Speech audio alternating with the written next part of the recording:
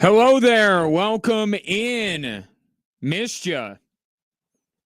You don't have to tell me that you missed me because I probably can't take the truth. But I'm back and I missed you and appreciate you tuning in, whether it's on your radio, online at extrasports1300.com, or through the new Extra Sports 1300 app sponsored by Diversus Health, Mental Health, and Well-Being for all a veritable cornucopia of sports topics coming your way over the course of the program. I have two guests, and I am equally excited for both.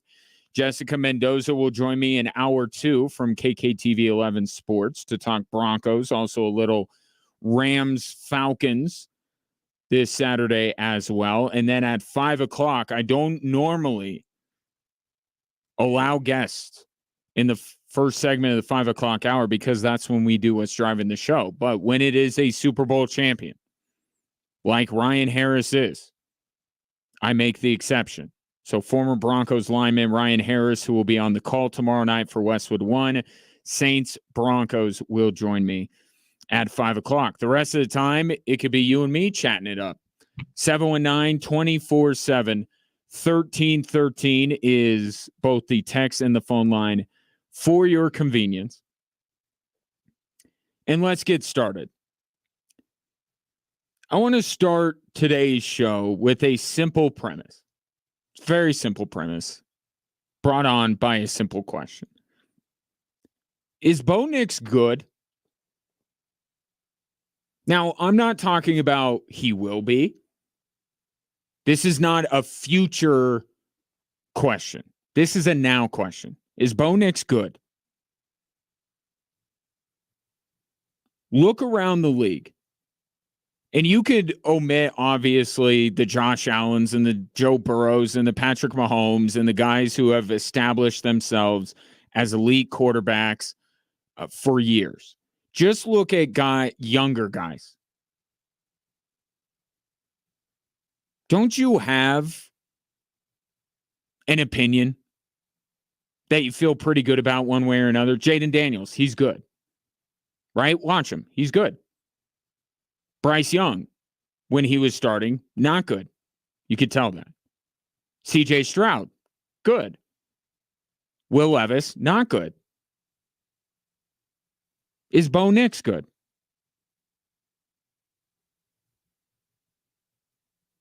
I don't know that he is. 23rd in passing yards, 29th in passing accuracy, 27th in touchdowns, tied for the 7th most interceptions in the league. He's 30th out of 32 starting quarterbacks in passer rating. The only two current starting quarterbacks in the NFL that have a worse quarterback rating than Bo Nix are Will Levis and the guy that the Broncos will face tomorrow night, Spencer Rattler, who's played all of one NFL game. That says he's not good. You look deeper into it. Here's the situations in which we have seen the best of Bo Nix. Fourth quarter. He has the second most passing yards in the league in the fourth quarter and the second most passing touchdowns. Half of those games have been 2-score games, one way or another. Going into it. That's when Bo Nix is allowed to do things. Trailing by multiple scores. He has the second most passing yards in the league. On first down, his completion percentage is in the top 10. The teams he has done the best against, you could argue, Vegas, Seattle, Tampa, all in the bottom half of the league in defense. Here's where he struggled. Tie games. One of the worst quarterbacks in the league when the score is tied. Third down, he hasn't been good. First quarter as a whole, not great. And arguably his three worst games, Jets, Chargers, Steelers, all top 10 defenses. Now, not a lot of this is surprising. He is a rookie after all.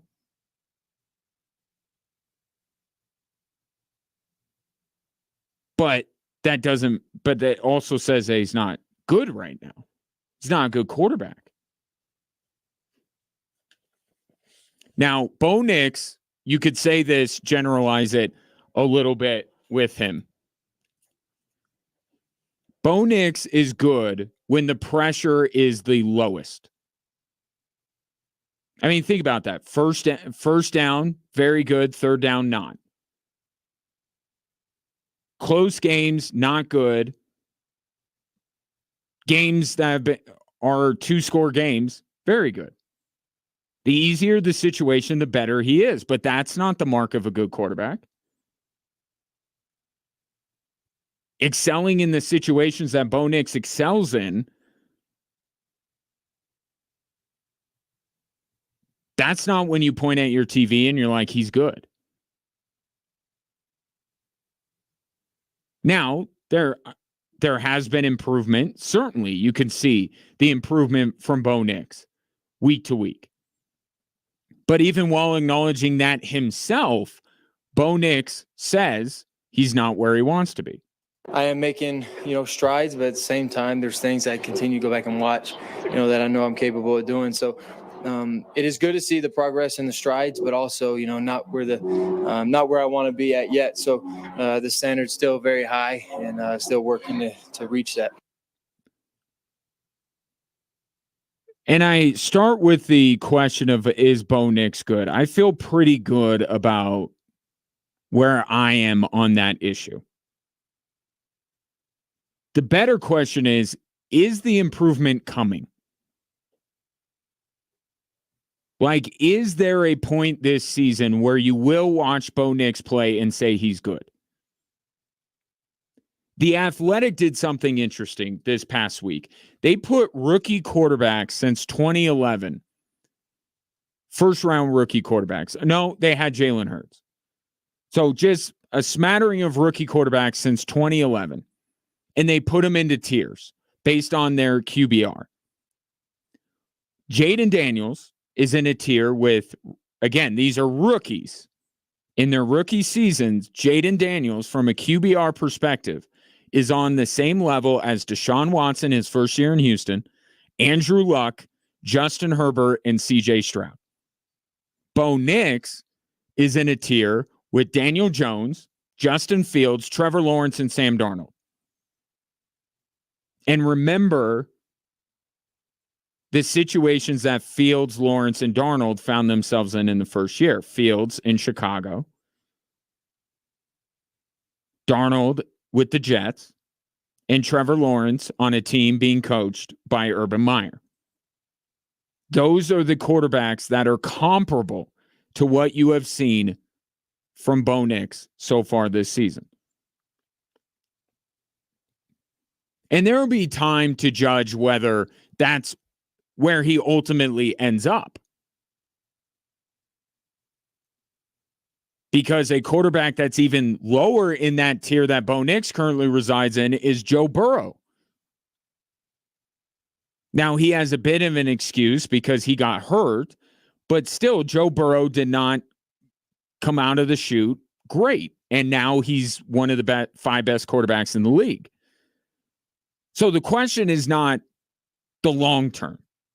All right, let's not get ahead of ourselves and say, oh, Bo Nix is going to be Daniel Jones. That's a different conversation. And in fact, that was the quarterback that I likened Bo Nix to a lot. But that's not really what I'm talking about here. I'm talking about this season. Because the Broncos are going to get a little bit more cash back to spend on free agents this offseason. They'll have even more going into Bo Nix's third year. And this is about seeing whether Bo Nix is worth that investment.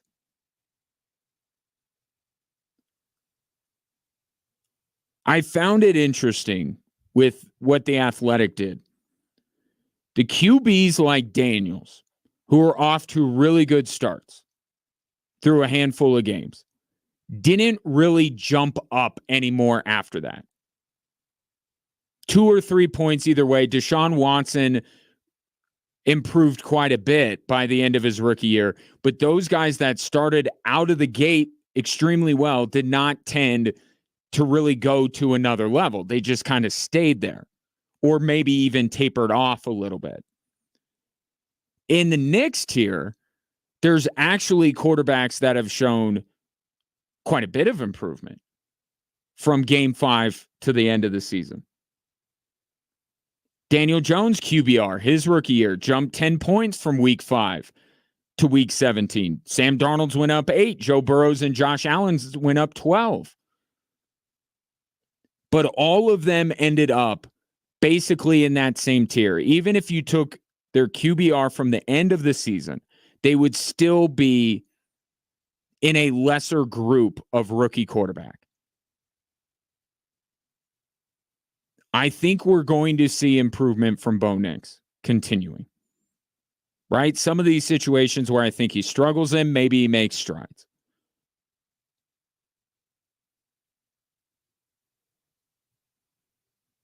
But I don't know how much we're going to see. Because the point of the athletic piece, whether your rookie quarterback starting off well or not, is that when you put everybody together, forget tiers, 5 games actually is kind of a good indicator of what the rest of the season is going to be. And now we have another game which followed previous games. Right? Same situations Bo Nix excelled in the first few games. He excelled in. Like,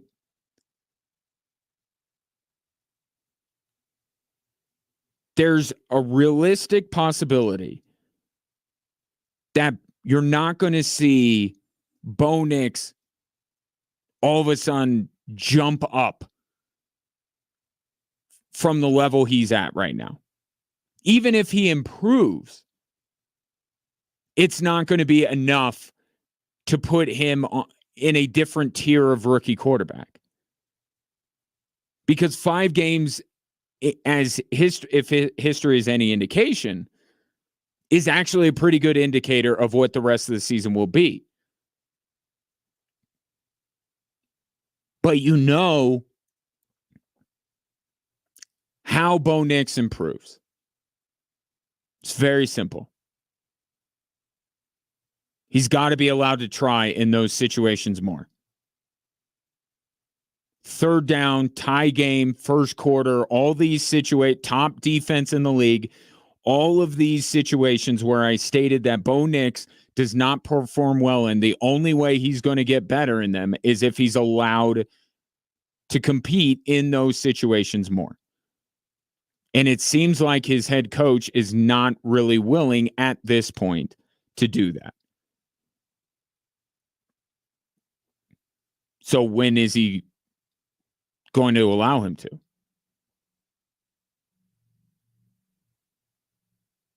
It's an interesting question. I think the answer is not tomorrow night.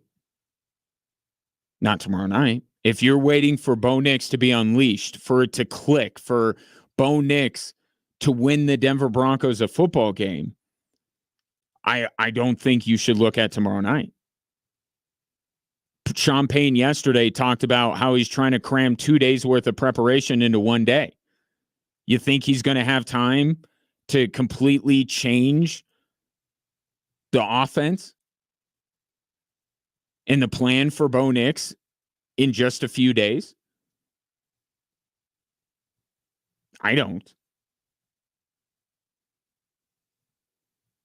And whether you think it's because he's going back to New Orleans or whether you think it's just because the Broncos need a win after what happened on Sunday, the goal is to win. Sean Payne's goal is to win. And 3 of the last 4 weeks, the Broncos have had a formula to do that, which has not included Bo Nix being allowed to compete in those situations where he has struggled throughout the year. So as much as every game is about Bo Nix, I don't know that tomorrow is. Or tomorrow is less about Bo Nix than maybe any other game on the schedule. Tomorrow's about Sean Payton's homecoming of sorts, certainly. But it's about how the Broncos account for the loss of Pat Surtain, which Adam Schefter's reporting he's officially out for tomorrow night, and whether Javonte Williams can get back to what he looked like the 2 games prior to LA. Because that's going to be the plan, is to run Javonte Williams. We'll still make tomorrow night about Bo Nix. You'll still look at your TV and try to decide whether Bo Nix is good. Because we'll do that every single game no matter what. But if you're hoping for this to be Bo Nix's coming out party of sorts, I don't see it trending in that direction. More of the same. If the game gets out of hand one way or another, watch Bo cook. But if it's close, the leash is going to stay on. 719-247-1313. Take your thoughts. Broncos Saints tomorrow night. Just getting going with this Wednesday edition of the show. Coming up next, is it possible that after the first 2 games for the Avs, it's actually gotten worse? I think so. Tell you about it next.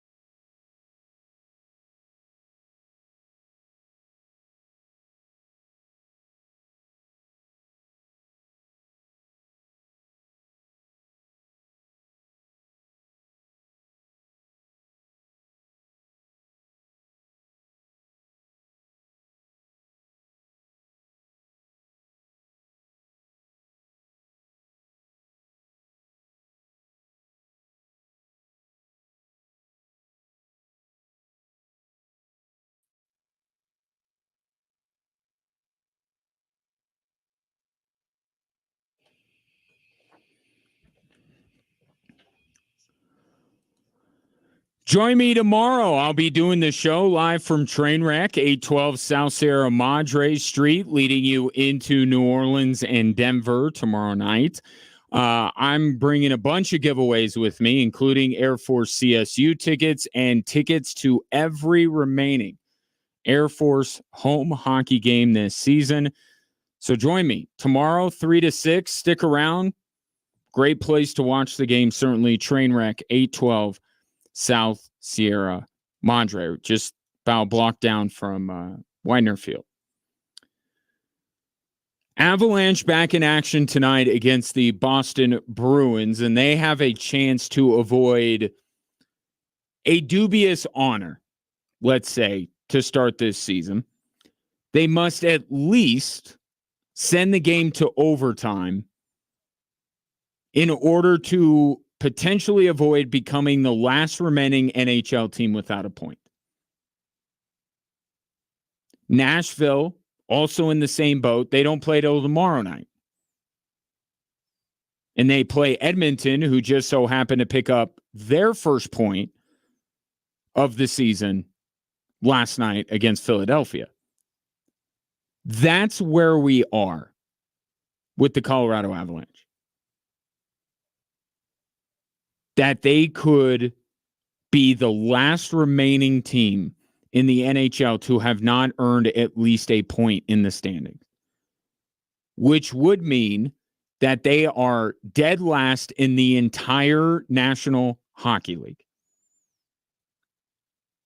And you can say it's 3 games and tonight would make 4 all you want. Did anybody expect the Colorado Avalanche to look like this through 3 or 4 games? If I told you, hey, the Avs are going to maybe be without a point through 4 games and they would be the only NHL team without a point through their first 4 games, would you have believed me? Of course not. I wouldn't have believed myself. But that's where we're at right now. Whether you want to say, well, that means they're the worst team in the league right now or not, it's hard to argue that any team has had a worse start to the season. Results already without Valeri Nichushkin, Gabriel Landeskog, Arturi Lehkonen. They're going to bring up yet another rookie to make his NHL debut tonight, Matthew Steinberg. Devon Taves and Jonathan Duran are hurt. Then you throw on top of it the goaltending from Alexander Georgiev, allowing 5 more goals against the New York Islanders. No one in the NHL, no one, is having a worse go of it out of the gate than Jared Bednar's team. I didn't like her game tonight, top to bottom. It's terrible. It was surprising considering where you guys did in the first 2 games that you would come out that way. Yeah, it is surprising because I would have bet money that we were going to be really good tonight, just based on yesterday, this morning, my conversations around the room, so I can't really explain it at this point. That is troubling. That Jared Bednar took the pulse of the team, thought for sure, not that they would absolutely win, but just that they would play better, and they didn't. That's concerning. Now, I have to say this about the game against the Islanders. It wasn't all on Alexander Georgiev. It probably wasn't even mostly on Alexander Georgiev, even though he looked terrible flailing about as he goes for failed poke checks and Anthony Duclair is dragging the puck across the face of goal. It didn't look great, but in terms of who's to blame for the Islanders' goals, Alexander Georgiev does not take the lion's share of that blame. And that was something that Jared Bednar was quick to point out. Probably not a great start, right? But I thought, that was our worst defensive game of the 3 by a mile, not even close. And so, tonight he made a lot of big saves. He did. Yeah. Cale Makar put 3 or 4 of those goals on him, calling it childish mistakes. Josh Manson getting beat on the rush is now an every night occurrence for the Colorado Avalanche. If the Avs are going to, maybe in live time you don't notice who's on the ice, but by the time the puck ends up in the back of the net, if it came off of a rush, you would have a pretty good bet if you bet that Josh Manson was the defenseman that got beat.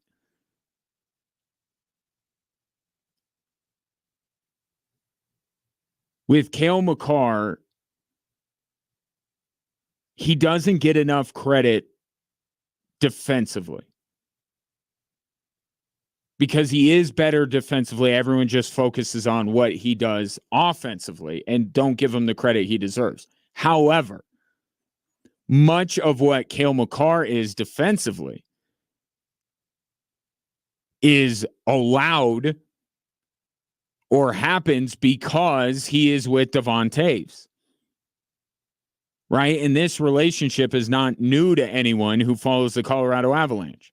Cale Makar is freed up to do the spectacular because Devon Toews will do the dirty work, the work that has to be done in order to allow Cale Makar to do the things that he does. Without Devon Toews, now you're asking Cale Makar, do everything that you do, but also do what Devon Toews does. Even for Cale Makar, that's too much. Jared Bednar said today up on Altitude Radio that they are trying to get the result, but not focus on the process. And there's a reason for this. They're overcompensating for who they don't have. They look around and they have Cal Ritchie, which credit to him. He got his first NHL goal, hopefully the first of many. What a find he would be if he were able to keep up his level of play from the other night and chip in with some goals.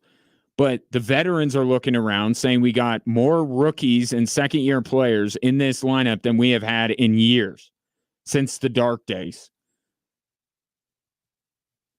So they're overcompensating for them. They're overcompensating for the guys that they've lost. They're overcompensating knowing that chances are Georgiev is going to let in a soft goal and they're going to have to recover.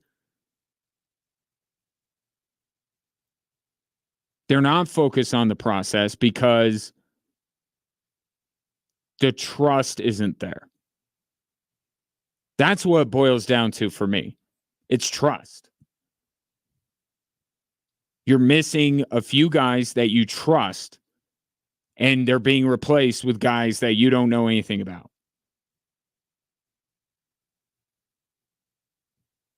And the veterans on this team, the ones that should be leading the way to say, this is our process, we're going to stick to it, they're the ones who are overcompensating. They're the ones who are trying to do too much. There's a lack of trust right now up and down the Avalanche team. Most notably in goal. But every other point on the ice as well. Chris McFarland, and it's a quote that I'm going to have in my head for a very long time this season. He said, we don't want to wait for the cavalry.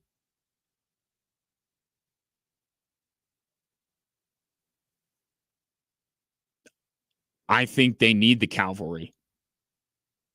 And the problem is the cavalry isn't going between the pipes. Okay? They're not missing a goalie. They got all their goalies. They added another one. That's what's most concerning. Sure, if Arturi Lehkonen comes back, all of a sudden Jonathan Drouin comes back, then it starts to look a little bit better when it comes to the four lines, and Devon Toews comes back, completely changes the blue line. So the cavalry coming back, if we're adding Drouin and Toews into that mix, that would be huge for the Avalanche to get back. And I'm not even talking about what Gabriel Landeskog could potentially be. I'm trying to keep my expectations very low on him. But in goal, even if the lion's share of the blame for the loss to the Islanders doesn't go on Alexander Georgiev, it's not like he was great.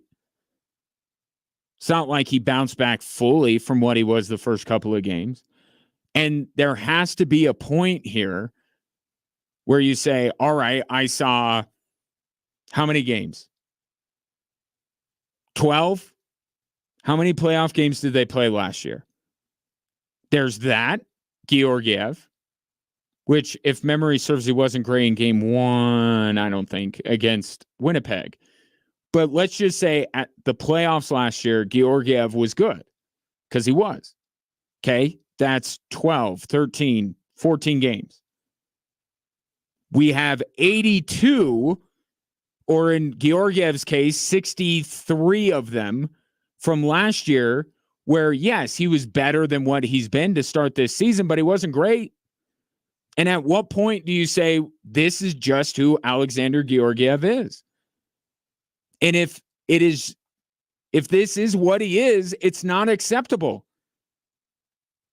It's not sustainable. The Avs can't, with everything else they have going on, cannot also worry about what's going on in net. So by putting in Onanen or Kakkonen or making a deadline deal, at some point, if this continues, or even if Georgiev bounces back a little bit tonight,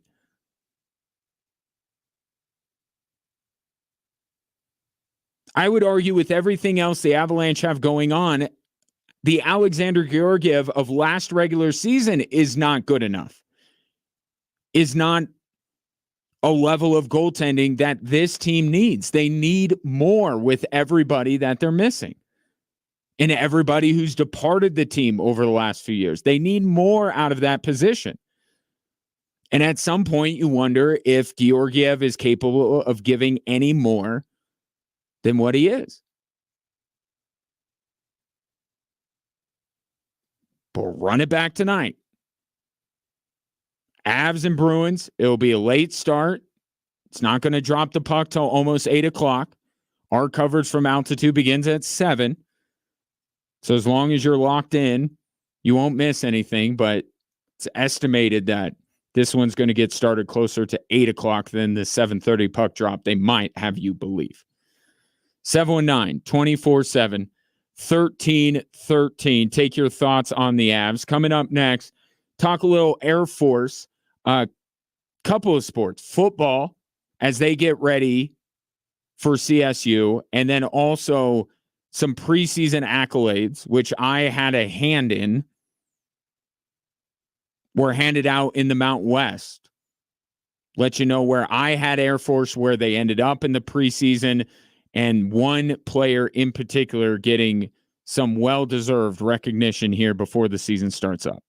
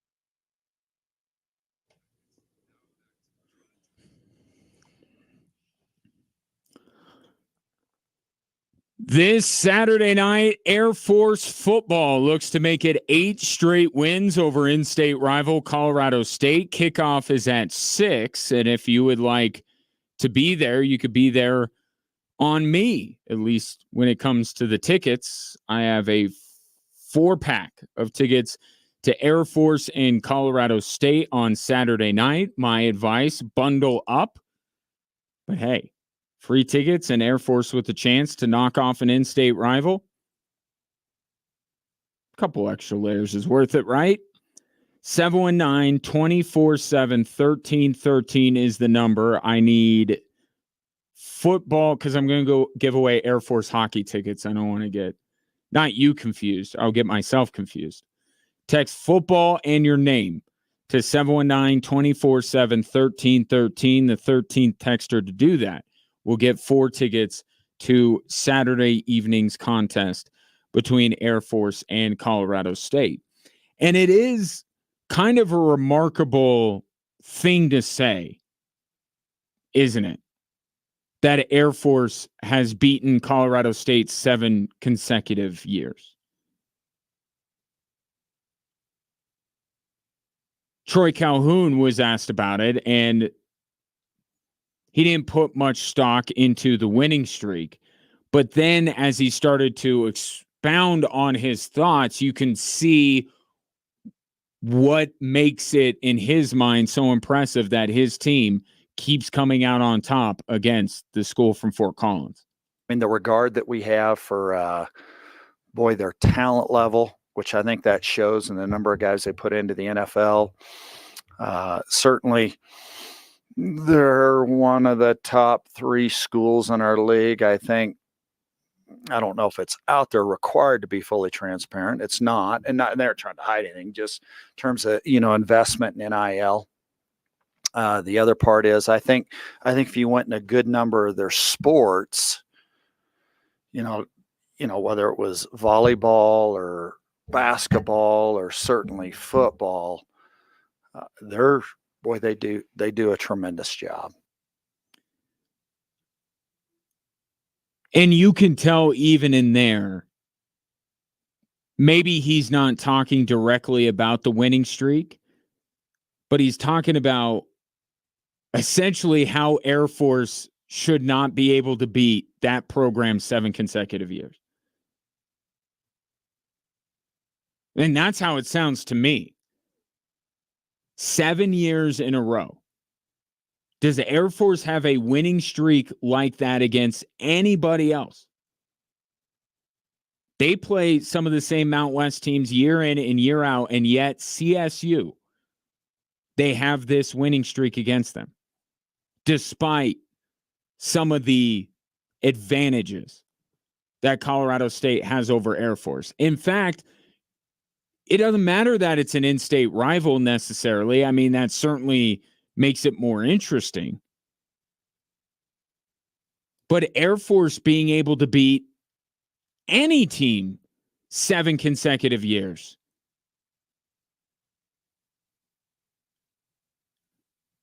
Think about that in today's day and age. 7 years in a row. And I know the transfer portal NIL has not been the way it is now for those 7 consecutive years, but we're going on a few years of this now. And despite that, which you would think would even make CSU's and any other schools advantage over Air Force that much more pronounced, yet Air Force continues its streak. And I think in many ways, the winning streak over CSU is indicative of where we have been when it comes to this Air Force football program.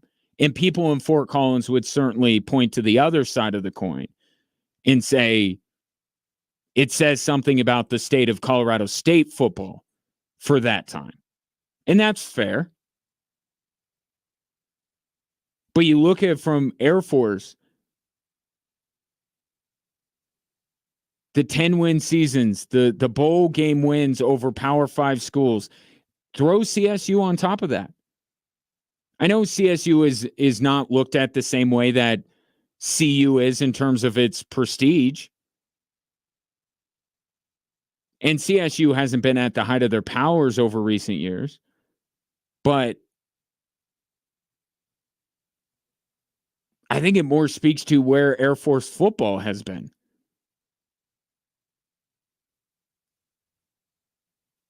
Seven straight years they've beaten Colorado State. And I think what this game on Saturday night represents in a way. Let's face it, not much has gone right for Air Force this season. Okay, even the win was not what you hoped the win over Merrimack would look like. Okay, and it hasn't looked good. And there's not a lot still left for this Air Force team to play for in terms of accomplishment. Right? CIC trophy. Where's that? In all likelihood, the Mount West is going to be out of their reach now. Bowl eligibility is slipping through their fingers with each passing loss. Beating CSU on Saturday, I think, would be Air Force being able to cling to something from their years past. We know that this year is not like the others. And maybe I thought it was going to be closer to it going into the year. I think we could all recognize how different this team would be and how maybe they wouldn't be able to do that 9-10 win thing that they normally do. But perhaps what it's looked like was not expected. This is a chance for them to cling to something that has happened throughout this unprecedented run of success that they have had leading up to this year. To keep that and to say, at least we got that. They'll have a chance to beat Army, and whether they get a shiny trophy after it or not, they could still say they beat Army.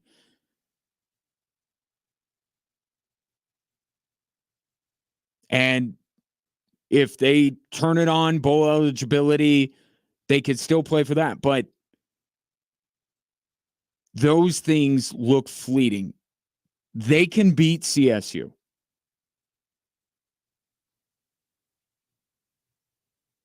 Especially now with the injury news with Torrey Horton, and man, that just sucks. A player that gifted just has not been, forget just at that school or in this state, hasn't been in this conference very often. And for it to be over for him sucks.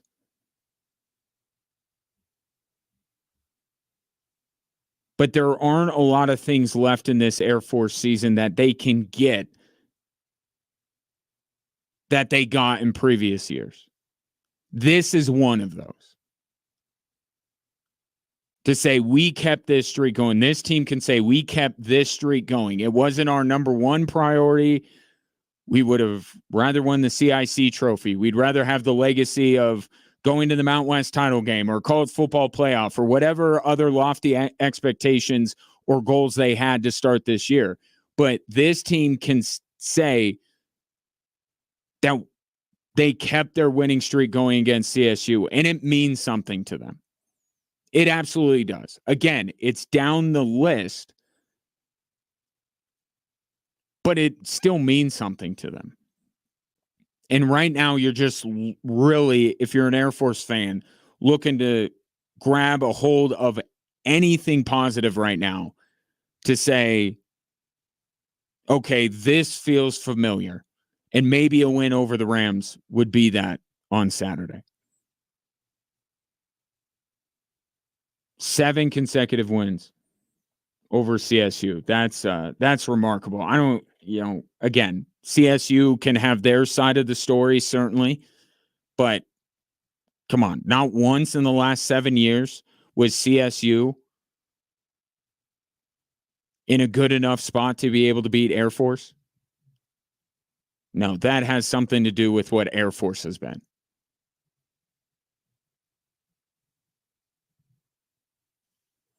Other news, Air Force related. The preseason poll and preseason awards for Mount West women's basketball came out today, and I vote in these things, and I worry a little bit. Am I going to be the team I voted first? Are they going to? There's only going to be a 1 next to it. Am I thinking in a way that not many other voters are thinking? I mean, I feel good about what I voted. I'm just curious to see if I'm the lone guy. Well, I don't know who the other two were, but there was 2 other people who voted Wyoming first, and that's what I did. And the way I look at this when I voted, and I voted for the men's and the women's, the way I look at it is I understand transfers are a part of it. I have to give credit to the teams based on what I've seen previously.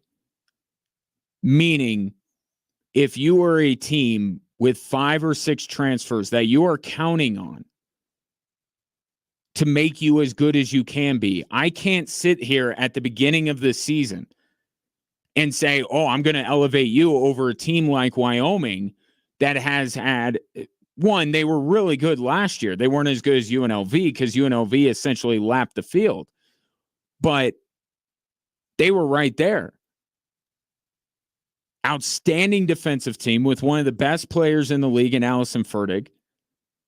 And they're bringing everyone back. Everyone is back. How can you take somebody that is relying on, and UNLV's not that. They lost Desiree Young, but they still are really good, and I voted them second. I don't think UNLV is going to drop off too much, but I look at a team like Wyoming and I say, they got everything back, and they were really good last year. I can't sit here with all these transfers and say, oh, I'm going to put that team over this one. I don't think that's a bias because it's not any one particular school I'm talking about here, just in general. If Air Force was in that position, which they never would be for obvious reasons, I wouldn't be able to put Air Force over a lot of teams if they had a bunch of transfers coming in. Some of them you can see at their old school, like, for instance, CSU, Emma Ronsick, who is, or I'm going to get confused. I think it's Emma that transferred in. Hannah's already on the team. She's coming in from, I think, Creighton. I don't have it in front of me, but I did vote her newcomer of the year. She averaged like 20 points where she came from. These other transfers, they transfer because they didn't get a shot at the other place.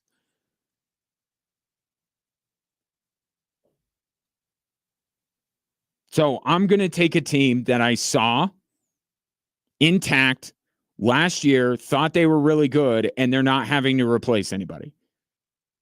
And so that's why I voted Wyoming number 1. More voters put UNLV at the top. It's entirely possible UNLV wins the league again. But at the preseason, looking at what teams have returning, what they lost, I had to put Wyoming there. I had Air Force a little bit higher, I think for the same reason. I think I had Air Force 6th in the Mount West. I should have grabbed my ballot. I think I had them 6th. They ended up 8th. But again, Air Force has so much coming back. Joe Huntemer will be back instead of these cameos that she made throughout the year. She was recovering from the knee injury. All these young players that got time last year are going to be better for that. And then you have an all-conference player, and I was delighted to see that Milani Perry got named all-conference to start the year because she should. She's legitimately one of the best players in the Mountain West.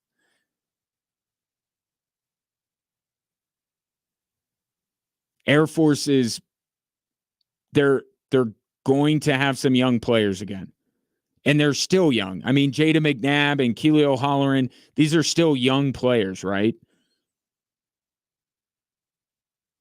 but there's a bit of a jump between a freshman and sophomore year at the academy.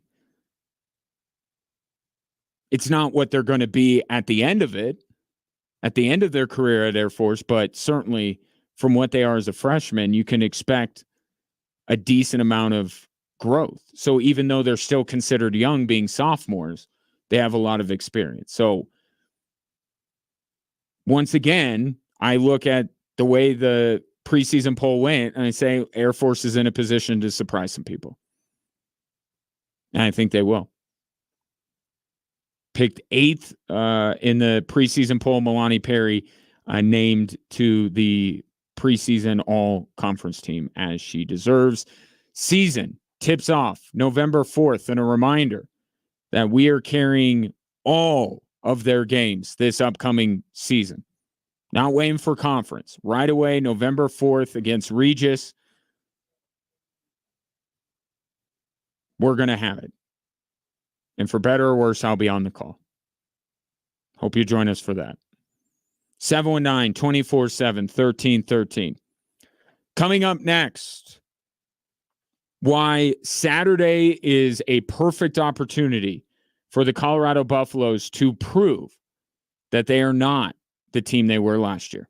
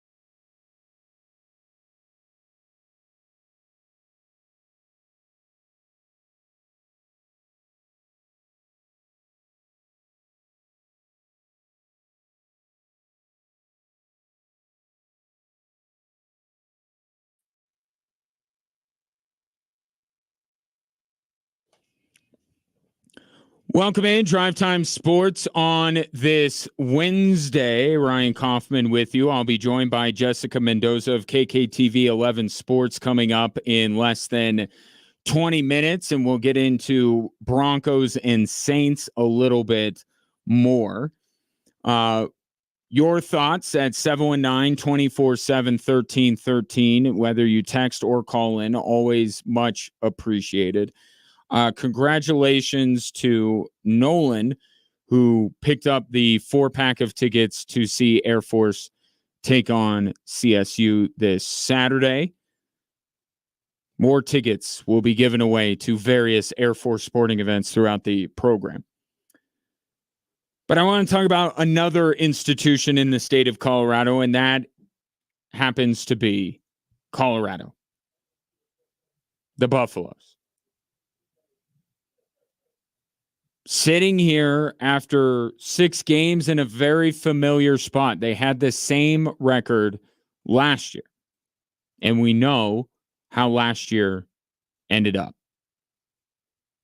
So Deion Sanders was asked, how confident are you that this team is not like last year's team? I don't compare yesterday to today, and I would hope that you wouldn't either in your personal life, because it's a whole new day, whole new year, whole new time, whole new thought process, whole new outlook on life. And I don't look at yesterday and compare those two, not whatsoever. But that's a great question. But this is a whole different team, and I'm proud to coach it. I really am.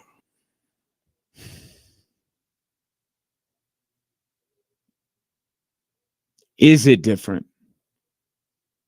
I know some of the personnel is different, but coming out of the Kansas State game, it looked like the Colorado Buffaloes prior to this UCF game, which was not wholly different than the Colorado Buffaloes of last year. Right? Can't stop anyone. Just hope you have the ball last. In Shedeur and Travis, we trust.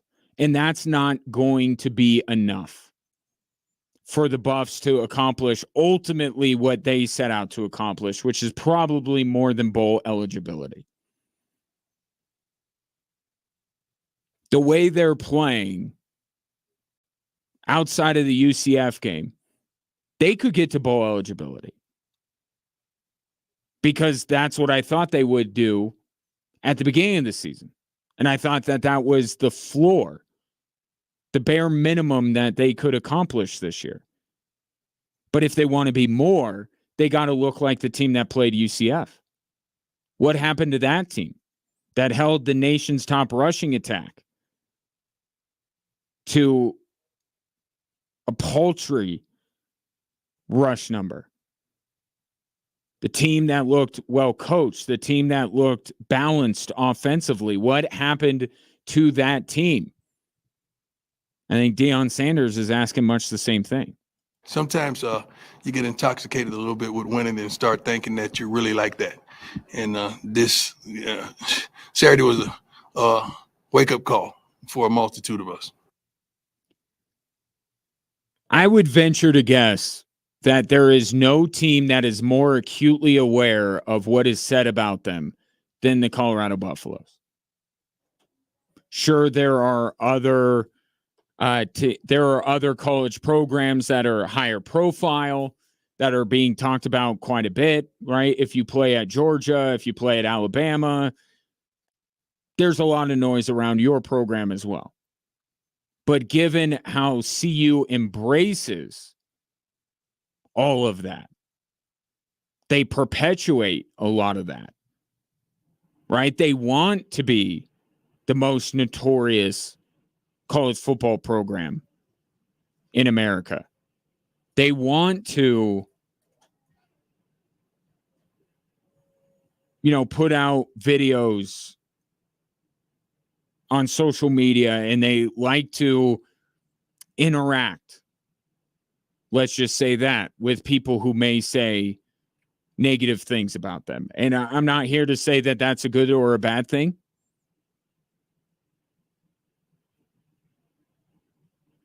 But I would say that Colorado is probably more acutely aware of what is said about them than any other program in America.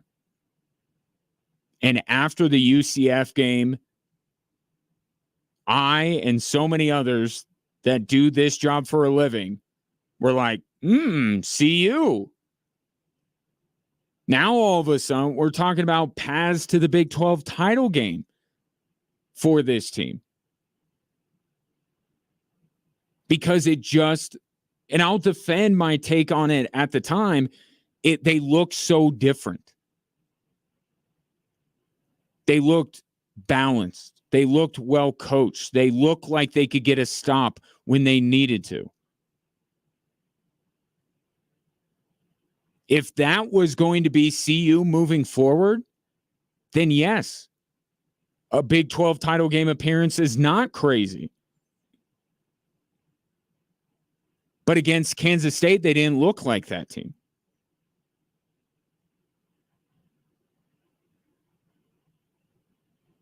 And perhaps the good thing when it comes to Deion Sanders is that he can very much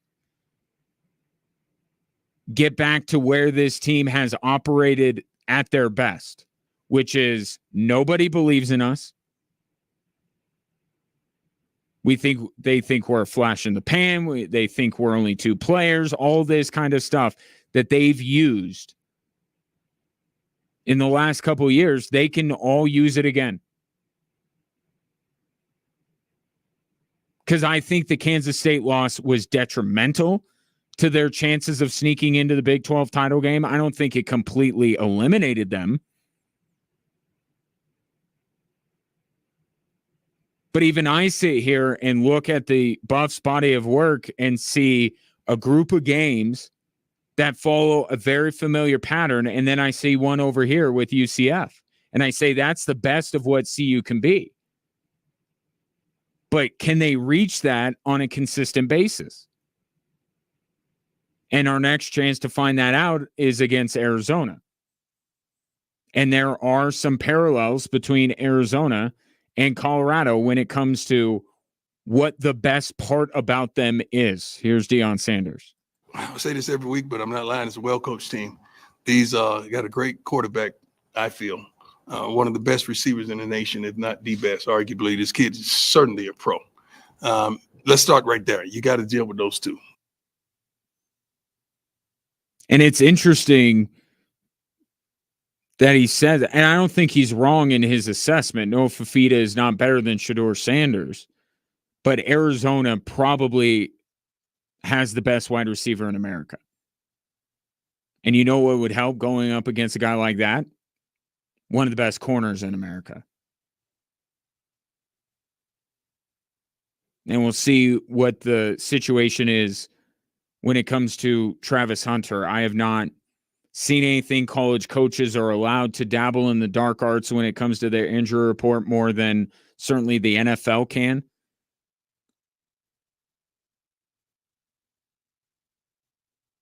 But the credit I give CU from Saturday is that I thought they were resilient without Travis Hunter. Right? Especially when you compare it to the Bronco game a day later when the defense completely fell apart without their best player. CU stayed in that game. CU had a chance to win that game. Now they weren't really stopping Kansas State, except ironically with the interception from the guy that replaced Travis Hunter in the lineup. But they hung in there. That was still a game. So kudos to them for showing that.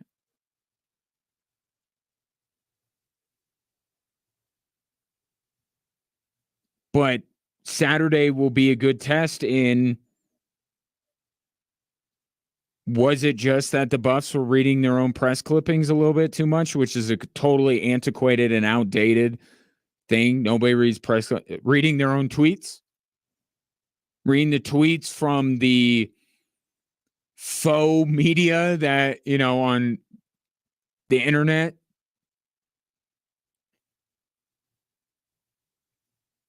That looks for every opportunity to hype them up. Or was UCF just one really good day showing what CU is at their very best, but is not who they truly are?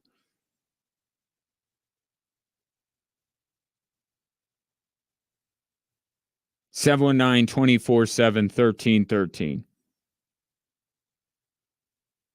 Does CU bounce back this week? Or do we get further removed from that UCF game and say, okay, they're not that? 719-247-1313. Coming up next, Jessica Mendoza, KKTV 11 Sports, will join me to talk Broncos and Saints. There are a whole host of players who are out on both sides. Who does that favor? And can Bo Nix outplay fellow rookie Spencer Rattler? Jessica Mendoza, join me to talk about that and more next on Extra Sports 1300.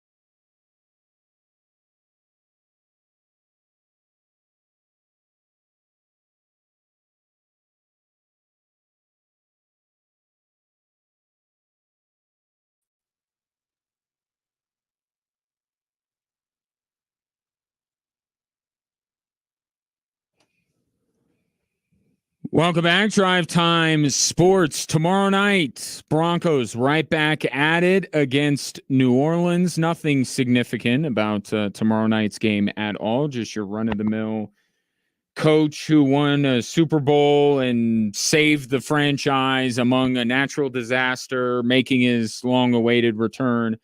That's all. And there's also football things to talk about with Jessica Mendoza of KKTV 11 Sports. Jessica, how are you today? I'm doing good. Hey, do you hear the wind? Does it sound too windy or are we good? I'm outside. No, it sounds all good. Why are you outside when the indoors is so much better? It's not better, especially when you know the winter's coming. It's my day off, so I'm trying to like soak up, the last of the really warm, sunny days. So I'm spending a lot of time outside these last few weeks. Yeah, certainly. The Game of Thrones winter is coming. Yeah, probably Friday. Winter's coming Friday. Let's talk about this. Actually, looking back at the Chargers game, I'm curious if it was such a big step back in your mind for the Denver Broncos that it undoes what you saw the 3 games before that.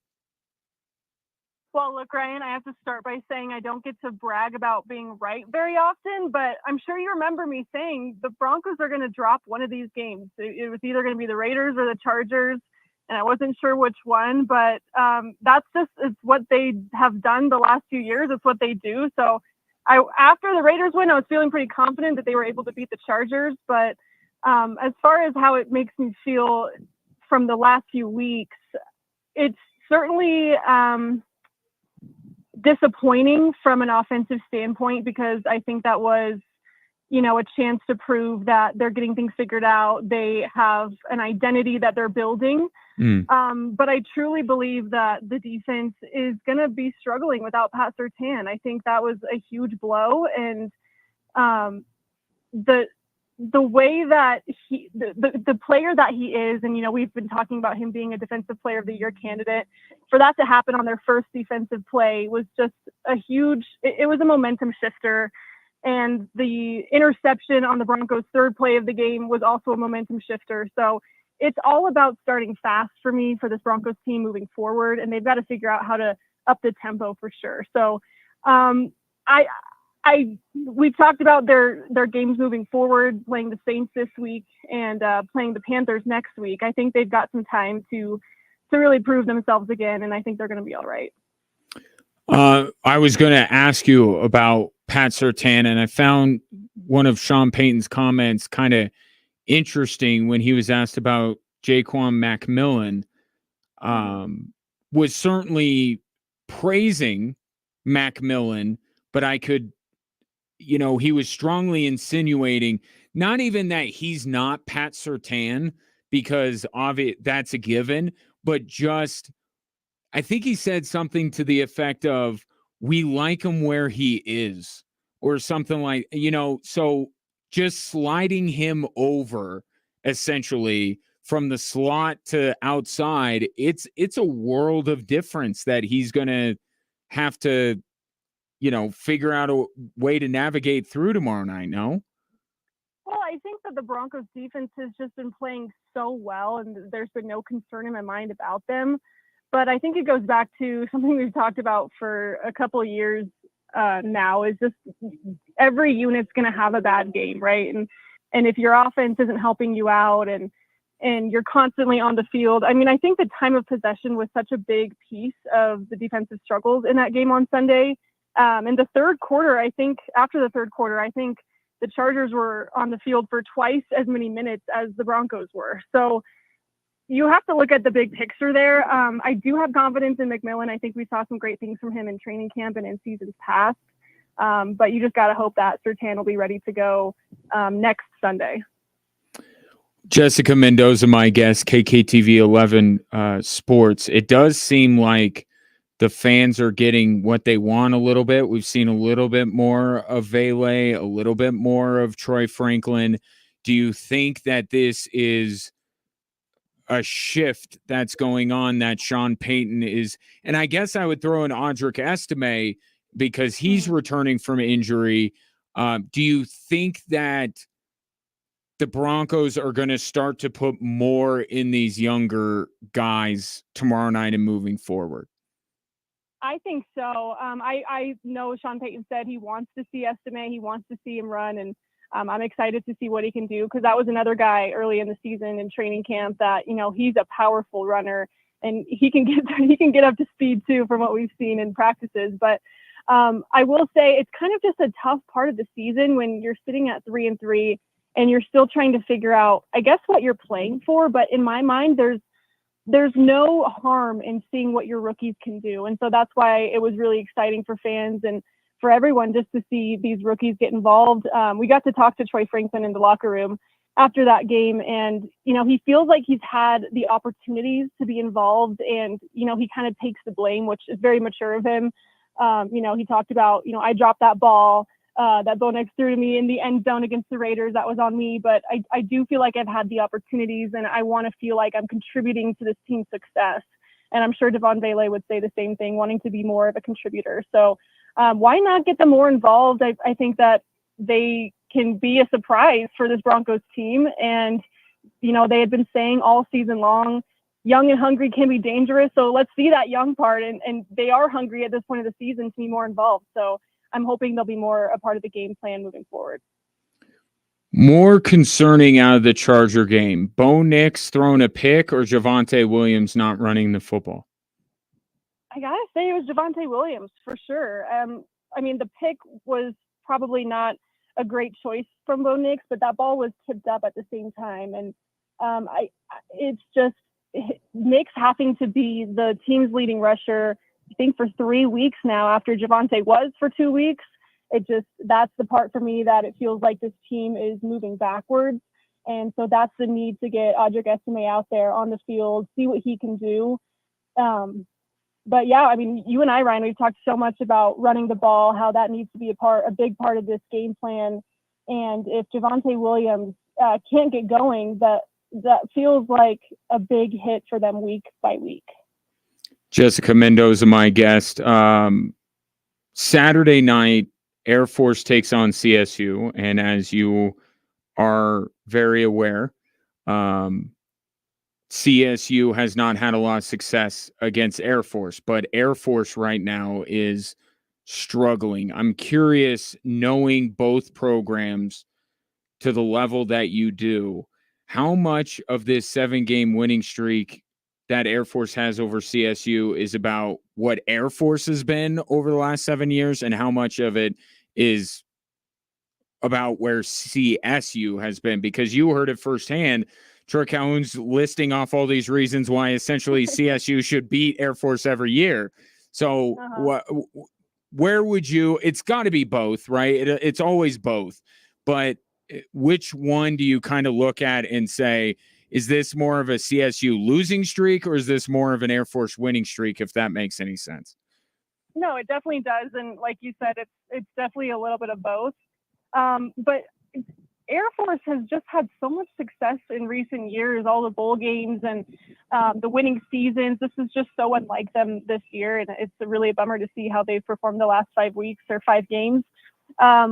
But it's definitely certainly partially CSU as well. We've watched them struggle year after year. I think a lot of people right now are even calling for Jay Norvell's job after this season. They're tired of seeing the same thing week by week. But I think what's been so hard for CSU is all of the coaching turnover. And we heard, when they hired him from Nevada, this is going to be the guy. He's going to bring success to Colorado State. I still think that you can give him more time. I don't know how much time is too much time, and I'm glad that's not my call. But I still believe that he can lead this team and that program to some success down the road. But talking about this year specifically, without Torrey Horton, that's the biggest blow that you could get at this point in the season. And so that certainly helps Air Force out. And I think talking to them yesterday, they need this win they said for their pride, and they want to they want to keep that trophy at the academy. So I think it'll be a good game. I'm hoping it's not a Colorado State blowout. I think it'll be a good game, but I do think CSU still has a pretty good chance without Torrey Horton to break that 7-game losing streak to the Falcons. Would you say, given all that, that this game would be more significant to CSU or to Air Force? I think it would be more significant to Air Force, just because we have seen a pretty unfortunate showing from their offense really all season long. And they're still, working with multiple quarterbacks, and it seems like that's going to be the case this week as well.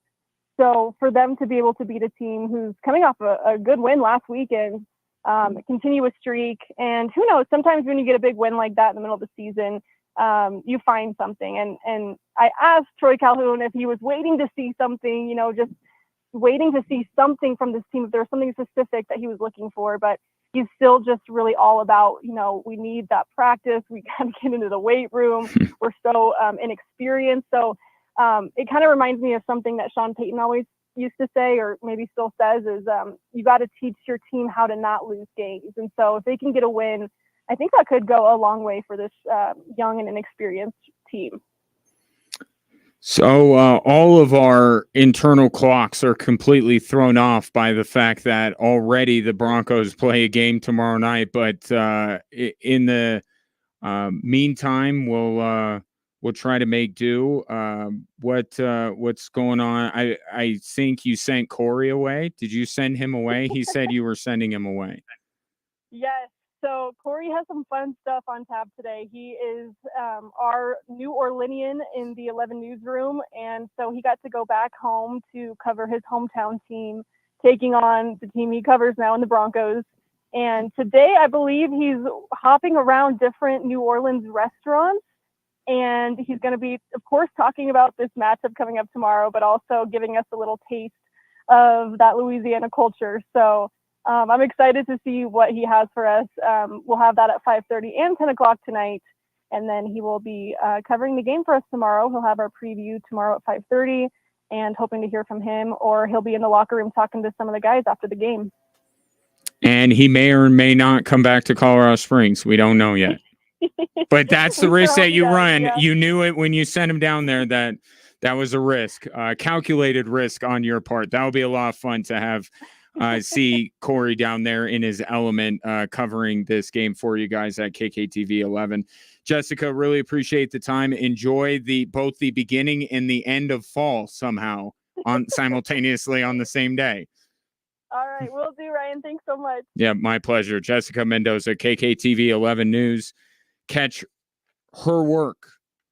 Next couple of nights, it'll be Corey. It's Corey's show the next couple of days with him being down in New Orleans, but Jessica will be on at 5:30 and 10 here soon.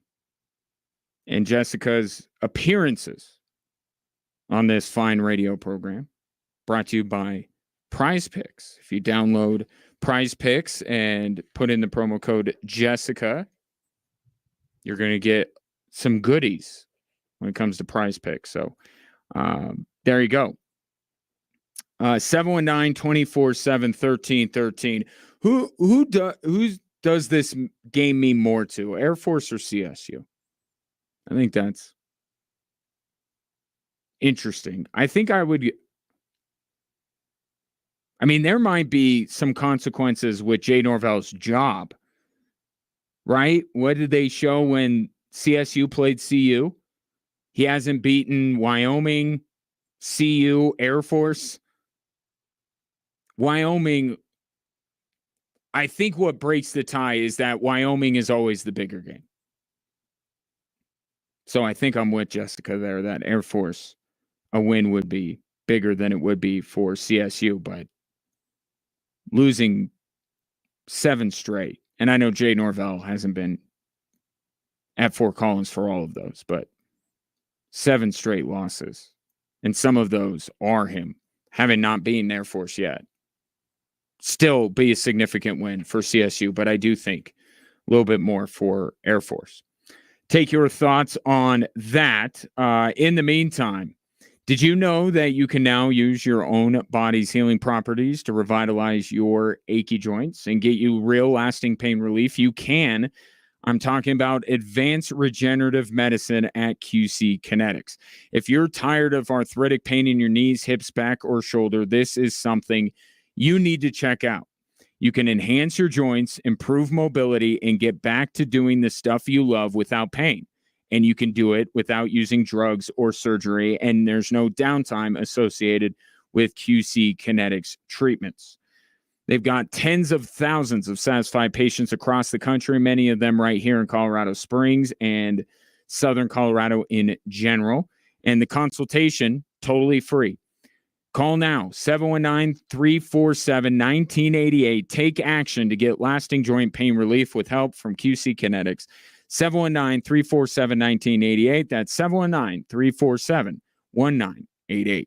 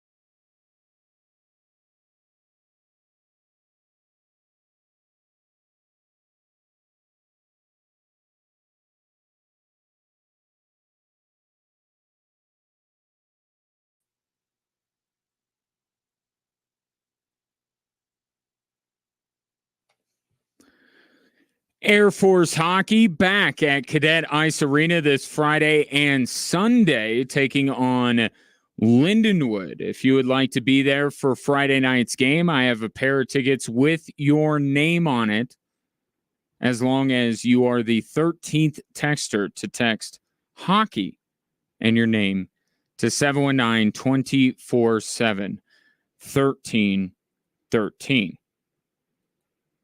That's not clicking. It never fails that when I have a scheduled day off, for whatever reason, the sports world comes alive with so much news that would be great to be discussed during a sports talk radio show. And yesterday was no exception, because Davante Adams goes to the Jets and Amari Cooper goes to the Buffalo Bills. And I like what Buffalo did, not just because they add Amari Cooper, which I think is a good move for them, but also the timing of it, like almost answering what the Jets did. Like, Buffalo beats them the other night, and then the Jets go out and get Davante Adams, and then the Bills are like, we beat you the other night, and guess what? We got our own guy, got our own new wide receiver too. Now, Davante Adams is better than Amari Cooper. Okay, but it's almost like the gap between the Jets and the Bills. I don't know how much it was made up by getting Davante Adams, but it's like however much it's made up, the Bills then push out a little bit more because they end up getting Amari Cooper. And I think for both teams, they're good moves. With the Jets, I'll say this, the offense did look better, which just begs the question, does Nathaniel Hackett, once Aaron Rodgers is gone, ever get another coordinator job? Like, seriously, ever. It looked better with Todd Downing. Now, the result's the same with the Jets losing, but it was better than what it looked like with Nathaniel Hackett. But you add Devontae Williams, he helps. Like, that's the thing. Everybody wants the Jets to make a move that will remedy what their problems are. Well, guess what? Teams don't trade offensive linemen because everybody is clinging to their offensive linemen for dear life. Because it's an epidemic in the league of bad offensive line play. And if you even have a marginal offensive line, you're locking guys up left and right. You want to keep that together because you know it can be so much worse. So if we were really to look at what the Jets did and say, does this help them address their biggest issues? No. And it's the same thing with the coaching change. They fire Robert Saleh, and sure, they end up demoting Nathaniel Hackett, but it's like when they fired Saleh, it was, well, you're not really addressing the bigger issue. Like, Robert Saleh is the head coach, I get that, but he's on the defensive side of the football. Your biggest problem's on the offense. And it's the same thing with Davante Adams. Is adding Davante Adams the remedy for what is ailing the New York Jets? No. No. But are they going to be better with Davante Adams? Of course they are. Of course they'll be better with him. But the Achilles heel of this team is still there, which is the combination of a 40-year-old quarterback coming off an Achilles injury playing behind a bad offensive line. That's, when you really boil it down to it, that's what the football issue with this Jets team is. Davante Adams does not help that. But is Davante Adams better than Alan Lazard? Is the wide receiving core better with Adams as the one? Now Garrett Wilson's going to be going up, not against Pat Surtain. He'd be going up against Riley Moss. It's different. Now, I know they're not playing the Broncos, but I'm just putting it into context as the Denver Broncos. There's a big difference. As much as you may like Riley Moss, or as much as teams may like their number one corner, they don't like their number two corner nearly as much. So now Garrett Wilson's going to be on the second best cover guy. And then you have Alan Lazard as your third wide receiver. Yeah, the Jets are better by adding Davante Adams. And also, no, it doesn't greatly change their fortunes this season. But that's not really what it's about, is it? It seems like the two biggest motivations in New York are to continue to give Aaron Rodgers just the best work life he has ever had. Every player that he has ever liked playing with, every coach that he's liked playing with, get him that. And it's also to satisfy Woody Johnson's bloodlust, right? After the game in London, he wanted somebody's head to roll. So he fired Saleh, even if it wouldn't go a long way to fixing their problems. And Bill Belichick said it perfectly the other night on the Manning cast. It's ready, fire, aim with the Jets organization. They don't have a direction. It's not, hey, we're doing this so this can happen.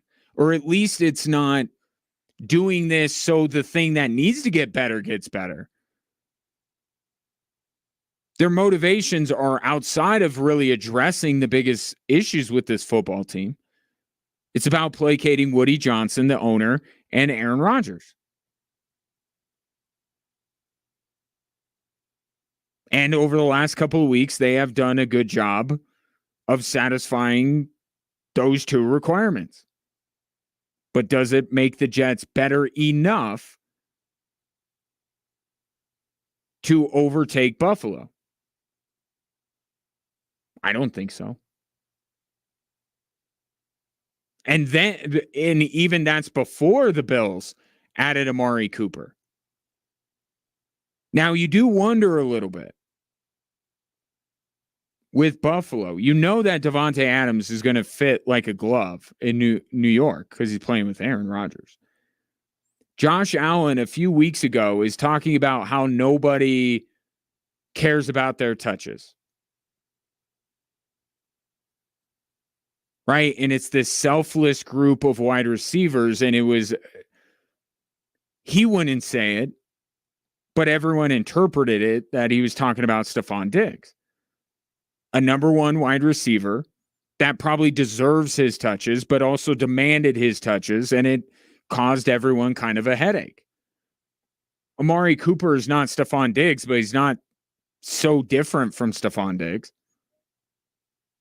At least in turn, and this is why I thought that the Broncos should add Amari Cooper, because he is a number one wide receiver. He's not the best of the number ones, but he's a number one. On the Denver Broncos, he would immediately be their best wide receiver. On the Buffalo Bills, he's immediately their best wide receiver. But how much of that number one receiver mentality does Amari Cooper bring over from Cleveland? Or is he just so happy to be off the same team as Deshaun Watson that he will be snug as a bug in a rug over the rest of the season? Which, by the way, this is probably a rental for the Bills, because I don't think they abandoned, because part of getting rid of Stephon Diggs was also to free up money, right? To not have to pay him. Well, if you just bring in Amari Cooper and pay him, then you're not really accomplishing what I thought Brandon Beane was setting out to do. But I don't mind the number one wide receivers, even with their mentality, for a season. Committing to them longer term, that's where you really need to do your homework and really need to think about it. But as a rental, changing teams, there's going to be a honeymoon period with Amari Cooper. I think it'll work out well. But the Bills can't lose what was so good about them early, which was nothing to do with Josh Allen throwing the football. It's about James White running the ball. That's what was such a breath of fresh air when it comes to the Buffalo Bills. That's where it's like, whoa, this is what we've been asking the Bills to do for years. Run the ball more. Don't put it all on the shoulders of Josh Allen all the time.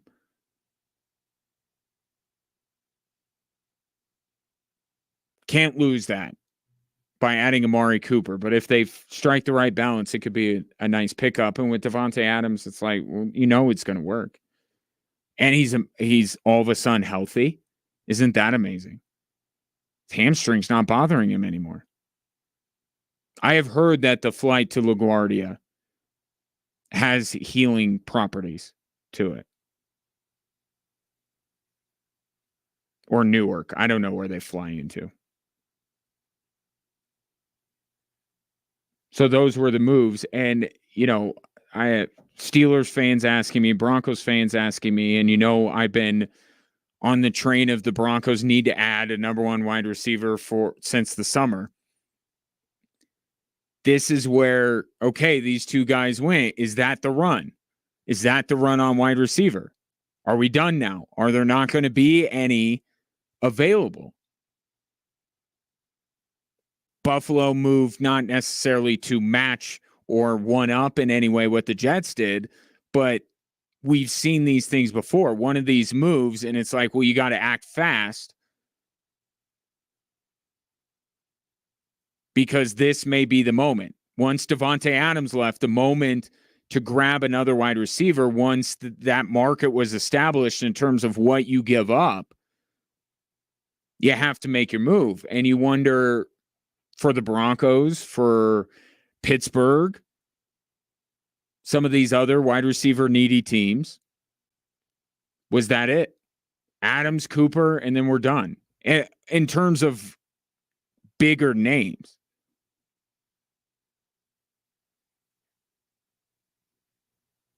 I'm surprised that the Chiefs didn't pick up Marquez Valdes-Scantling after he got cut. Because that feels like a move. I think the Chiefs will make a move. But it will be a depth wide receiver, not a number one guy. But that might be it. That's how finicky these things are. So Adams to the Jets, Cooper to the Bills, and away we go.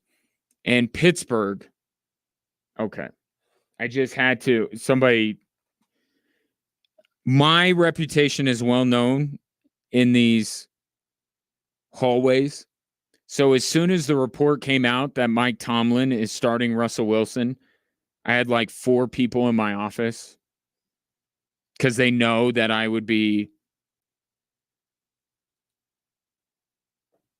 good for an opinion. I don't know why Mike Tomlin is doing this. You had every reason to not go to Russell Wilson. And everybody would have understood. And even Russell Wilson would have to, at some level, understand. They just boat raced the Raiders. And I get it. It's the Raiders. The Broncos boat raced them too. But there was no hiccup from Justin Fields. He looked about the best that he's looked all season. And look at what he's been doing. I don't get it.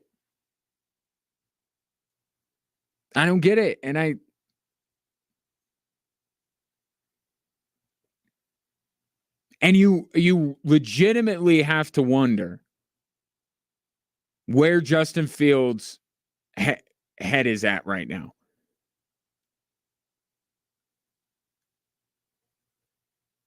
Could you imagine doing what Justin Fields did? I get it. He was not playing like Jaden Daniels.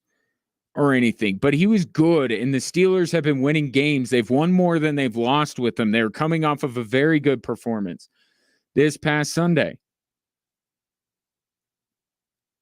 And now you're essentially being replaced again through no fault of your own.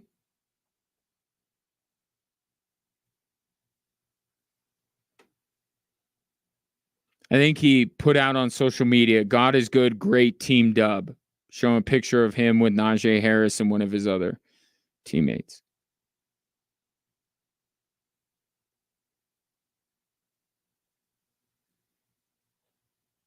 I hope there's some reversal. I hope that people are jumping the gun a little bit and assuming just because Russell Wilson is getting first team reps, he's going to be the starter. I hope that's an assumption on their part. And you know what happens when we assume.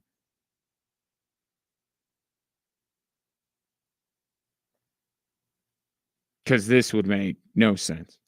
No sense. What is the rationale? Give me the argument for starting Russell Wilson over Justin Fields. We're well beyond the beginning of the season. All right. Now you have games. You have Steelers wins. You have Justin Fields performances. I'm saying right now, what could possibly be the argument for starting Russell Wilson over Justin Fields? Other than, well, we kind of promised him when he came here he would be the starter. So, you know, and Mike Tomlin doesn't strike me as that. The Steelers don't strike me as an organization that would do something like that.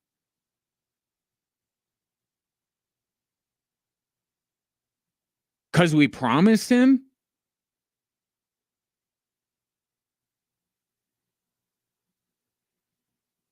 This would be one of, if not the most unfair benchings that I have seen in recent years in the NFL. Justin Fields has done everything to keep that job.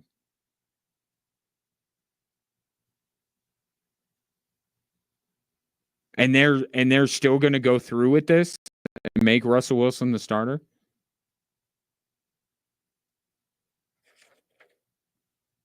They deserve what's coming to them if that's what they do. 719-247-1313. If you're often feeling tired, lacking motivation and drive, maybe you're gaining weight, noticing loss of muscle mass, these could all be signs of low testosterone. But the only way you'll know is if you go into Low T Center and get your levels checked. That's how it works. There's no like home remedy like, hey, if you're one thing, you know what I mean? There's no, you got to go in to Low T Center and they make it easy. Simple blood test, 25 minutes with their on-site lab. You'll get your results back and then you'll know. And then if it is low T, just know you're in the right place to get it treated because they have a variety of treatment options, including self-inject, physician-monitored treatments that ship directly to your home. But it all starts with going and get your levels checked at Low T Center. Get back to your best. Go to lowtcenter.com to book that appointment today. That's lowtcenter.com. Low T Center, reinventing men's healthcare. Coming up next, former Denver Broncos Super Bowl champion Ryan Harris previews Broncos Saints.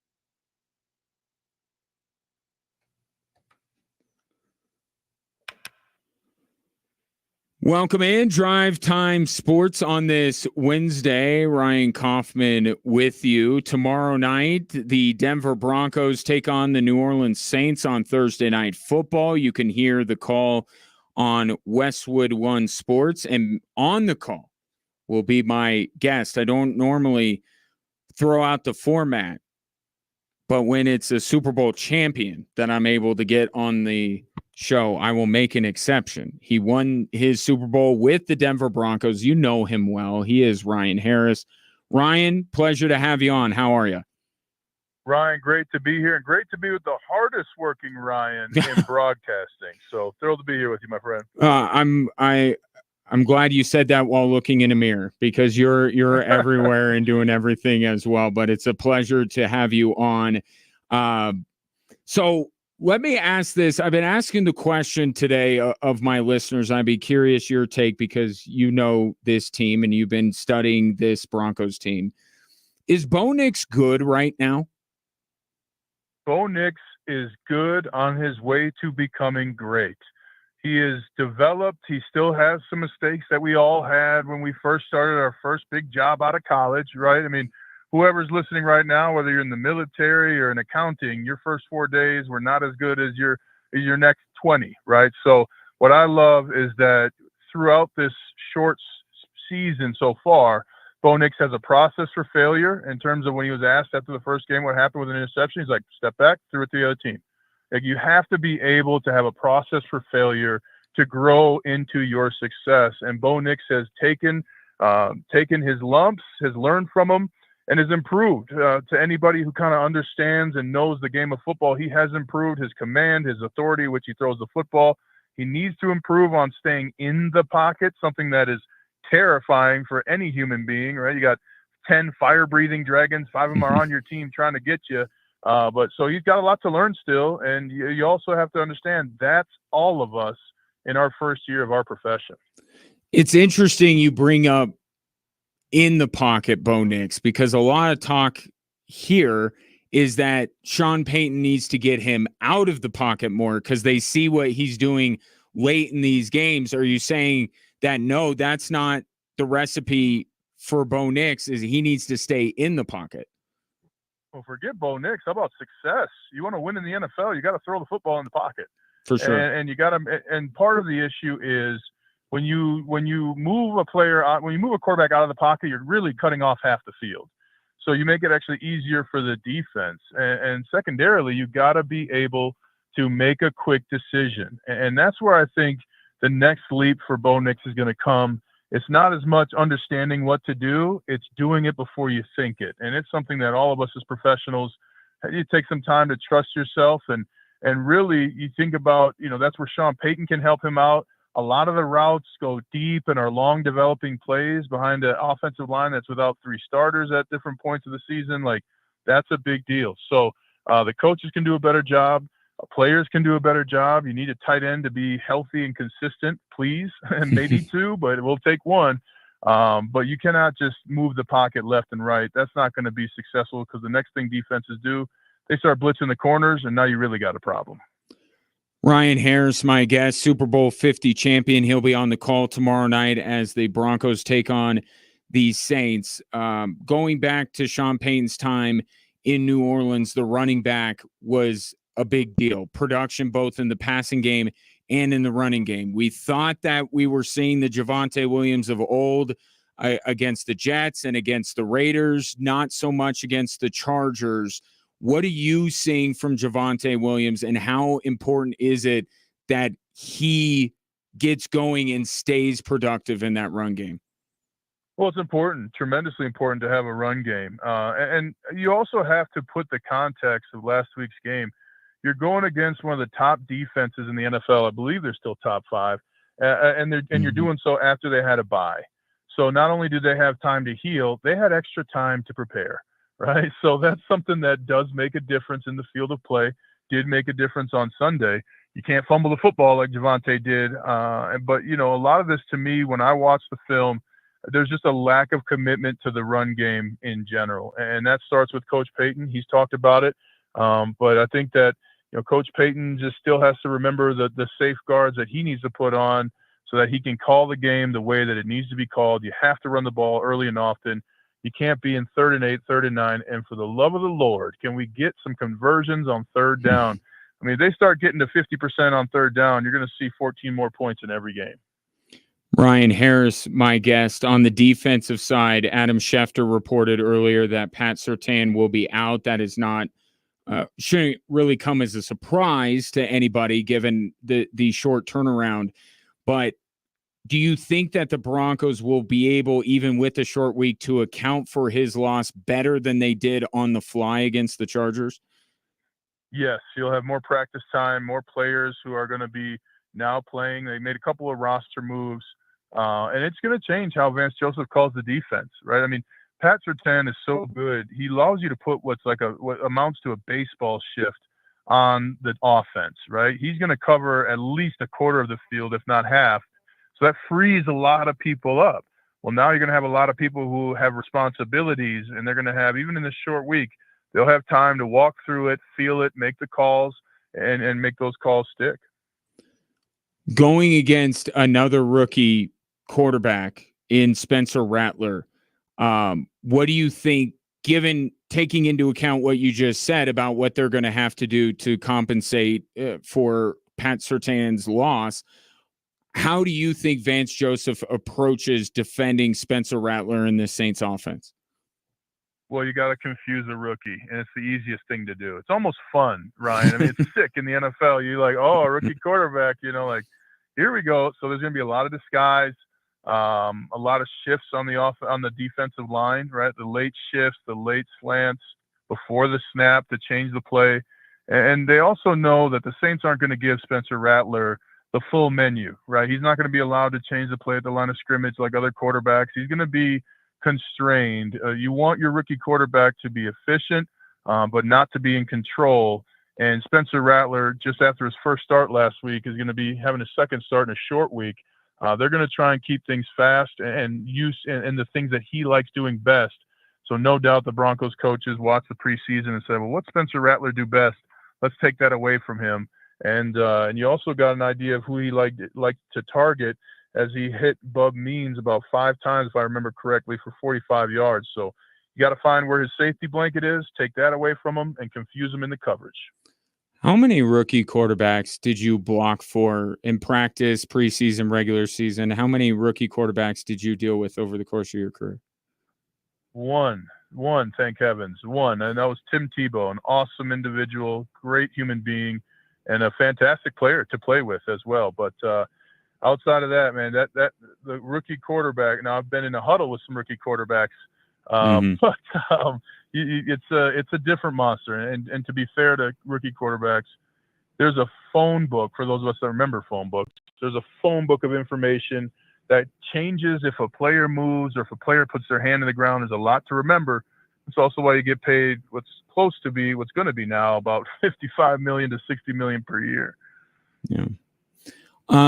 When you were with Tim Tebow, what was there kind of a point where you saw something from him, or, maybe it was practices, games, whatever, where you were like, okay, this is what he is, this is what he's not, and this is what we have to do to compensate? Because I'm wondering about that through Bo Nix. Now that we have a handful of games, do the Broncos kind of know what he's good at, what he's not, and they can compensate or highlight effectively? I'm not just talking about the coaches, the players that play with them as well. No, it's an excellent question, Ryan. And what you're looking for is a game in which the emotion comes out and the quarterback is tired of thinking and only going to play football from here on out. And for Tim Tebow, to me, that was in his rookie year when we came back from like 17 down against the Texans. And, man, he was on fire. And his whole look in his eye was different. The way he commanded the huddle was different. And it was like, okay, here we go. Tim's playing football, and that's what you need to do. I mean, all of us have been in that place, right, Ryan, where you're just learning something and you're doing it, but you still have that question in your mind. When you're there, it's time to roll. And that takes a confidence that can only be built through experience. And I think we're getting close to that here with Bo Nix. Any chance we see it tomorrow night, given the short week? This is such a different animal, right? Going from a Sunday to a Thursday. There is a great chance. And the reason is because that stadium in New Orleans is absolutely nuts for night games. I mean, you're going to have people on Bourbon Street from 10 a.m. tomorrow rolling into the stadium, and that place is about as loud as you can get indoors. So that really does, on the road, when you're a visiting player and there's so much noise and there's all these beads being thrown around and just people you can't understand, even though you think it's English, like it really puts it on you to just say, you know what, I'm going to quiet this crowd by performing. And I think Bo Nix does continue to turn the page. And look, both of these teams are at a fulcrum point in the season. I mean, the Saints are on a losing streak, and the Broncos just snapped the winning streak. So something's got to give. And the thing that matters most in the NFL is you have to take the space you want. And the Broncos have an opportunity to do that tomorrow night. The Sean Payton homecoming, I'm sure you're going to get into it during your broadcast. It's interesting. It's certainly worth talking about. What kind of conversations do you think the Broncos players are having in regards to, hey, is it a win-one for the Gipper type mentality going on here?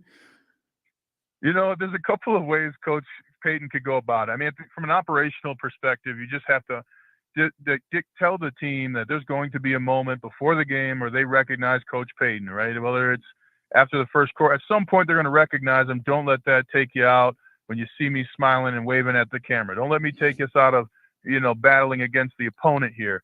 And the second, the thing that I would love for him to do, and I'm not in the locker room. I don't know what he's done, but hey, I've been back to New Orleans. He went back to New Orleans while he was a broadcaster, right? So he's been back.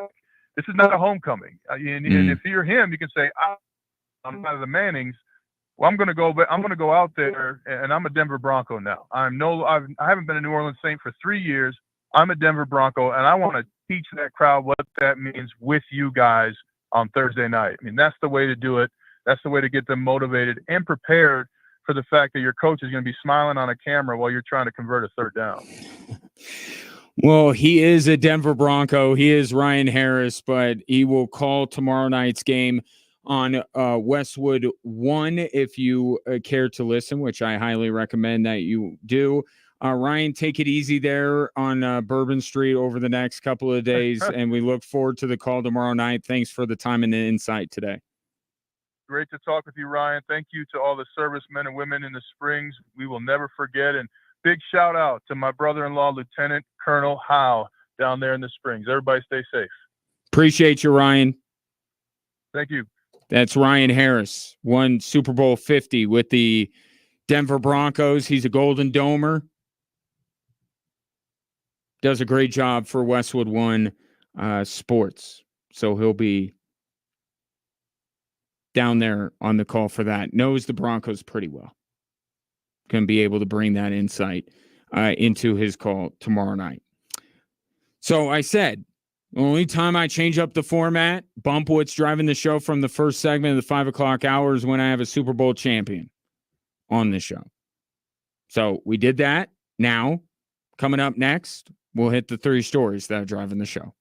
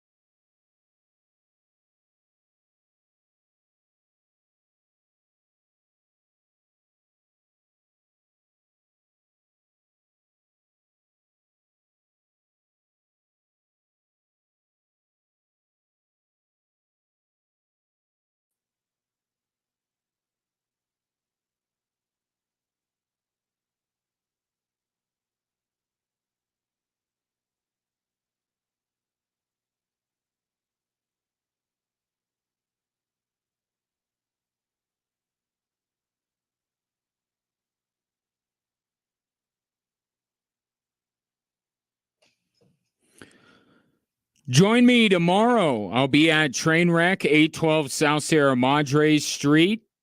Of course, you know what's going on tomorrow night, Denver and New Orleans. Great chatting with Ryan Harris in the previous segment. Won a Super Bowl with the Denver Broncos. We'll call the game for Westwood One tomorrow night. But I'll be at Trainwreck. Love for you to join me. I'll be bringing Air Force CSU football tickets with me and Air Force hockey season tickets with me.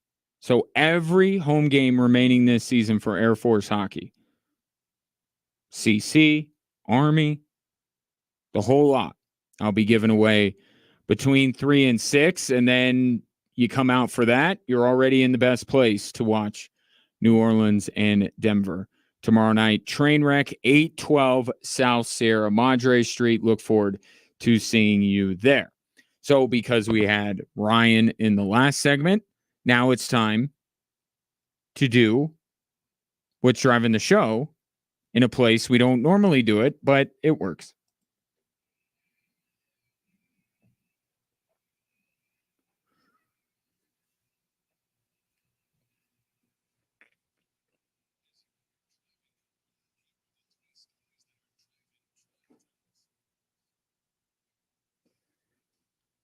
All right, here is Bo Nix, subject of story number 1, as he usually is. I am making, strides, but at the same time, there's things I continue to go back and watch, that I know I'm capable of doing. So it is good to see the progress and the strides, but also, not where I want to be at yet. So the standard's still very high, and still working to reach that. That is the Broncos' young QB assessing where he is at. And I think it's a pretty good analysis, pretty good self-scout, because there's no doubt that there's been improvement from Bo Nix. But I think that there obviously will need to be another level he gets to. Now, Ryan Harris, who was on in the last segment, seems to think he will get there, and he may get there this season. I will say that history tells you that what Bo Nix is at this moment, however you assess him, good, bad, or indifferent, history says that there won't be vast improvement from Bo Nix the rest of the way. The Athletic took every rookie quarterback from the year 2011 on and put them into tiers. Now, if you're a Washington fan, you'd be happy to know that Jaden Daniels, for what he has done from a QBR standpoint, one metric, but I think it's pretty indicative of the way he's played. He is in a tier with Deshaun Watson, Andrew Luck, Justin Herbert, and CJ Stroud. So elite starts to a career for a rookie. Now, not all of those guys stayed at that level, Deshaun Watson, but that's the way they started out. That's who Jaden Daniels is in a group with. Bo Nix is in a different group. He is in the, would it be too harsh to say remedial rookie class right now? Daniel Jones, Justin Fields, Trevor Lawrence, Sam Darnold. That's the group Bo Nix is in. Daniel Jones in New York, and we know what Daniel Jones is still to this day. Justin Fields was in a bad situation in Chicago his rookie year. Trevor Lawrence was coached by Urban Meyer, who was more concerned with what he was doing after the game than what he was doing during the game, and Sam Darnold, who was playing for the New York Jets. So the start hasn't been great. And even with some of those guys improving as the season wore on, they still plateaued by the end of the season at a point that would not move them up a tier based on what the Athletic has. So the point is, 5-6 games does not a career make, but in many ways, 5-6 games does a season make. And maybe you can extend this to the Broncos as a team. What they are right now is a pretty good indication of who they will be the rest of the way. This idea that it's just going to pop and then sustain itself, history says that won't be the case. So keep that in mind if tomorrow it doesn't go much different for Bo Nix. And even if next week, with 10 days to prepare for the worst team in the league in Carolina, yeah, it could look like the Tampa game. But then are they going to be able to do it against Baltimore and against Kansas City and so on and so forth? So it doesn't mean that any one particular game, it can't, Bo Nix can't give you glimpses of what he could be moving forward. But as far as what he's going to be consistently for this year, his numbers, his quarterback rating, what he is, and to add on top of it, what he's being asked to do is probably not going to change that much between now and the end of the season. So however you feel about Bo Nix right now is probably how you're going to feel by the end of the season. And to me, that is a quarterback with a lot of work to do and a coach with a lot of trust to further invest in his young quarterback. Here's story number 2. I didn't like her game tonight, top to bottom. It's terrible. So surprising considering where you guys did in the first 2 games that you would come out that way. Yeah, it is surprising because I would have bet money that we were going to be really good tonight, just based on yesterday, this morning, my conversations around the room. So I can't really explain it at this point. That was Jared Bednar after the Avs gave up another crooked number against the Islanders. 6 goals in total, 5 of them surrendered by Alexander Georgiev. Not all his fault, but it continues to be the worst start of any team in the NHL this season. And even with the uncertainty surrounding the Colorado Avalanche, I did not think I would utter those words, that at any point, other than maybe night 1, just because half of the league would be unbeaten and half of the league would not have won a game. This late, 2, 3, 4, 5, 75, 82 games in the season, I would not ever think I would tell you that the Avs could be the only team in the NHL to have not earned a point. It's them in Nashville. And if they don't win tonight or don't at least force overtime against Boston, Nashville plays tomorrow. The Avs could be the lone NHL team without a point, which would make them dead last in the NHL. You could not have imagined a worse start to a team that many hoped would get off to a good start, right? What a way to answer all the questions, all the doubts, to come out like gangbusters and just put it to these first 3 opponents. And then the conversation becomes, wow, how good are they going to be when Nichushkin is back, when Lehkonen is back, if they're doing this without these guys? And instead, you're not even getting, performances out of the Avs where you say, yeah, it's been good, but obviously they missed some guys. It's been disastrous. And the fact that Jared Bednar was so certain that he would get better against the Islanders and did not is concerning. All of this is concerning. I get it. We have taken every sport and framed it through the way we look at the NFL, and it's wrong.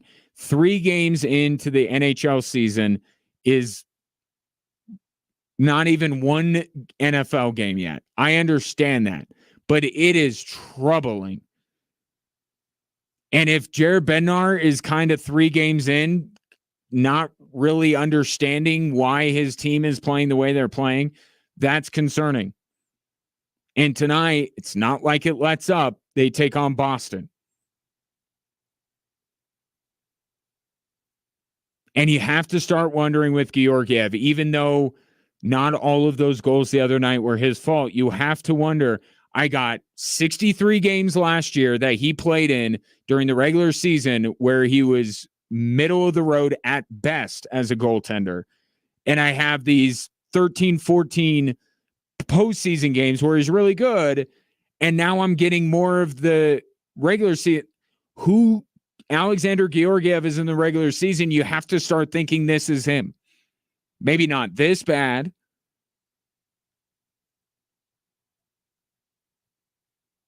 But at a certain point, you have to acknowledge that there's no switch that Alexander Georgiev is going to flip during the regular season, that he's just not a great regular season goalie. And we're trending in that direction.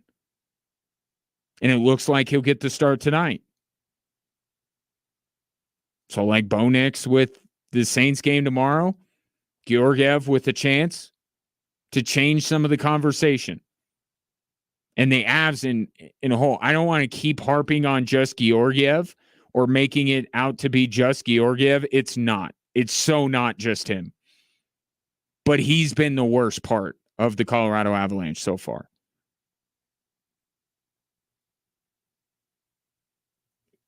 This is concerning. This is not just, 3 games, no big whoop. It's concerning. And the Avs have to put a stop to it. And what better time to do it than tonight against one of the NHL's elite teams? Here is story number 3. Sometimes you get intoxicated a little bit with winning and start thinking that you're really like that. And this Saturday was a wake-up call for a multitude of us. That is CU football coach Deion Sanders speaking in advance of their game against Arizona, which is going to be a very big game for them to see if it truly was just a team that got a little fat and happy, was feeling themselves a little bit after the win against UCF, or was UCF the best they're going to be and it's not sustainable. And that's the prevailing theme of what's driving the show today. Is what you're seeing sustainable? With CU, they have a chance to show that, you know what, just got caught up a little bit. That's all it was. Read our own press clippings. We'll get back to it. What we were against UCF, that was another level that we were hitting. It was a new leaf that we were turning over. Use whatever metaphor you'd like to use. Analogy would probably be the better word to use for that. Use whatever you want. But if Arizona looks like Kansas State, which look like Baylor, which look like CSU, which look like Nebraska, which look like a lot of games last year, then it's not just a team that got a little ahead of themselves in terms of how good they are. 719-24-7. 1313. Take your thoughts on the 3 stories that are driving the show or anything else we have discussed over the course of the program. Coming up next, I have another pair of Air Force hockey tickets to Friday night's game against Lindenwood that I would love to give to you. So stay tuned for that.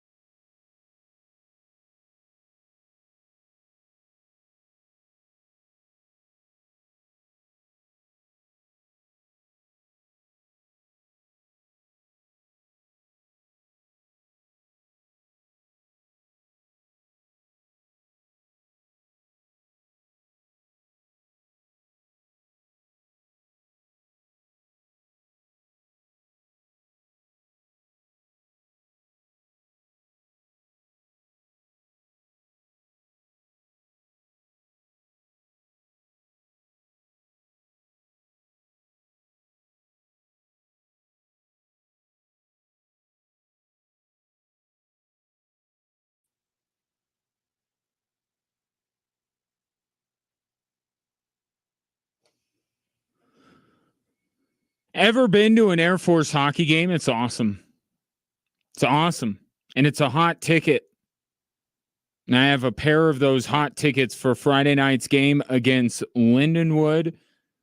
Who's going to join Sean and I at the game? Sean won tickets earlier. I will be there calling the game for Altitude alongside Brian Roth. So who's joining us? 13th texter to text Falcons and their name to 719-247-1313. We'll get a pair of tickets for Friday night's game between Air Force and Lindenwood. They also play on Sunday. I will have tickets to that game tomorrow when I'm at Trainwreck, as well as more Air Force CSU football tickets. So hope you'll come out and join me, 812 South Sierra Madre Street. But for now, Friday hockey tickets. Falcons in your name to 719-247-1313. Let's get to a few of your texts in no particular order. Tom says, bowl eligible for CU was the floor. You continue to dog this team last year and this year. They're making progress. To lose that game to a ranked team is not a disappointment. That game could have gone either way. Very few teams reach their ultimate goal at the end of the year, and that doesn't mean the season was a disappointment. You talk like this year is already a disappointment. It's not. They have been playing much better than last year, and we'll see what happens the rest of the year. I think you are mischaracterizing most of what I said.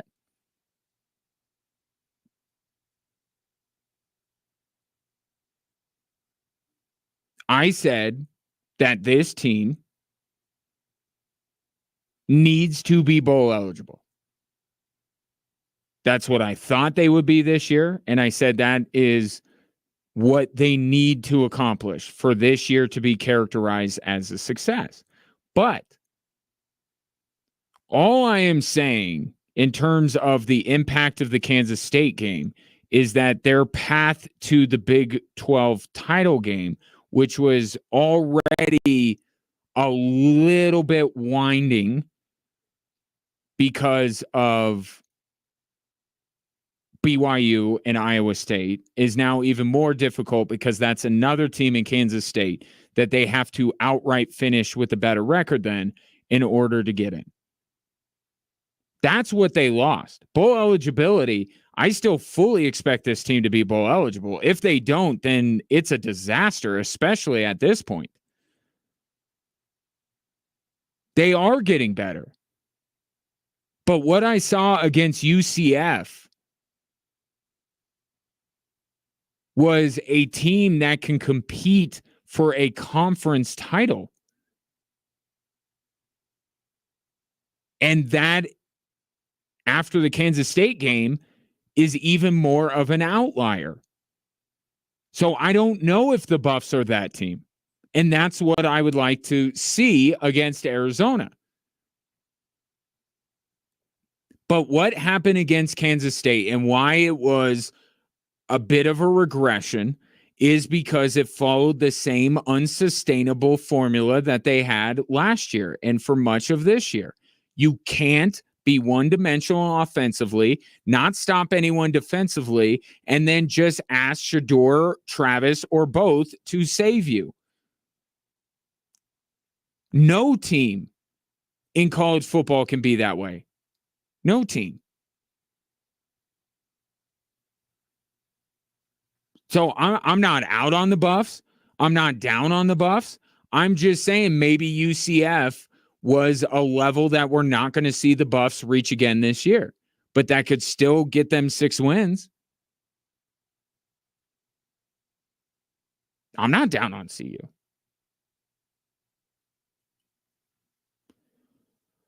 So, and people do this when they come up to me, especially at work. They characterize something as a done deal. And I want to emphasize, if for no other reason than to just give Mike Tomlin a chance to undo this, undo it.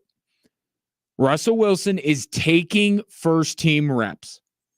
There is a world where all of this talk is to placate Russell Wilson, to make him feel good about himself, for him not to be looked at like He's washed.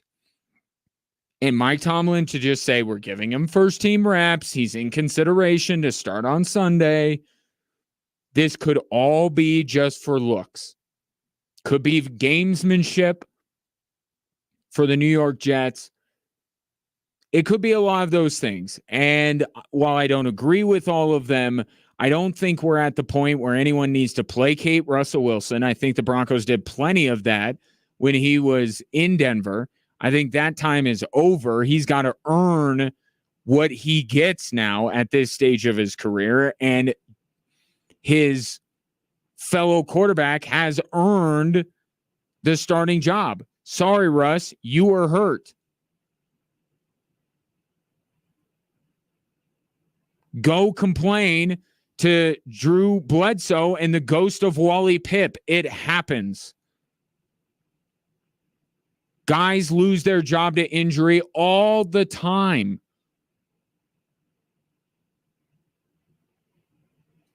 And Russell Wilson is not the caliber of quarterback that they should just be holding his place until he gets back. So perhaps all of this is just a smokescreen. It's to make Russ feel good. And eventually they name Justin Fields the starter and make up whatever excuse they want to save some face for Russell Wilson. As long as I don't really care what they do, how they justify it. As long as Justin Fields is the starter on Sunday, that's all that matters, right? What you do Monday through Friday, just Justin Fields should be the starter on Sunday. And as of right now, he is. Or as of right now, there is not a starter. It's just that Russ is in consideration. Now, from the 719, Mike Tomlin is not stupid. They're starting Russell Wilson to show he's healthy so they could trade him. While I would agree with you that Mike Tomlin is not stupid, I would ask who in the world would trade for Russell Wilson? Like literally, who in the world?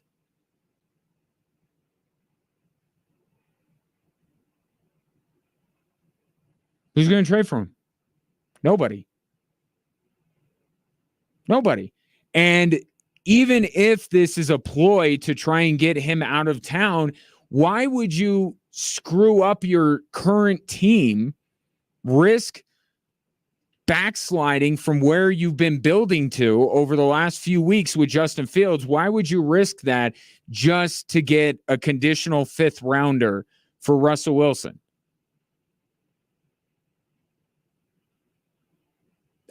I have to think one of two things. Either one, that just the star of Russell Wilson, whatever it is, whatever he is at this point, the name that Russell Wilson is, because that's really all he is now, is a name.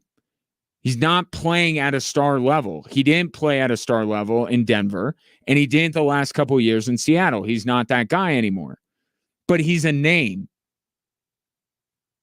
And having him on your team is a story.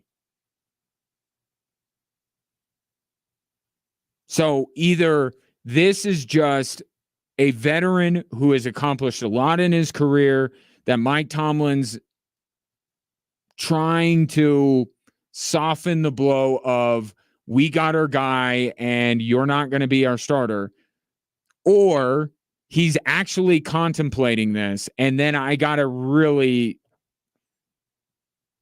try to wrap my head around why he would do that. What is Russell Wilson going to bring that Justin Fields hasn't? Another text in here. I'm looking at Russell's stats from last year and it really wasn't that bad. I know they really weren't that bad.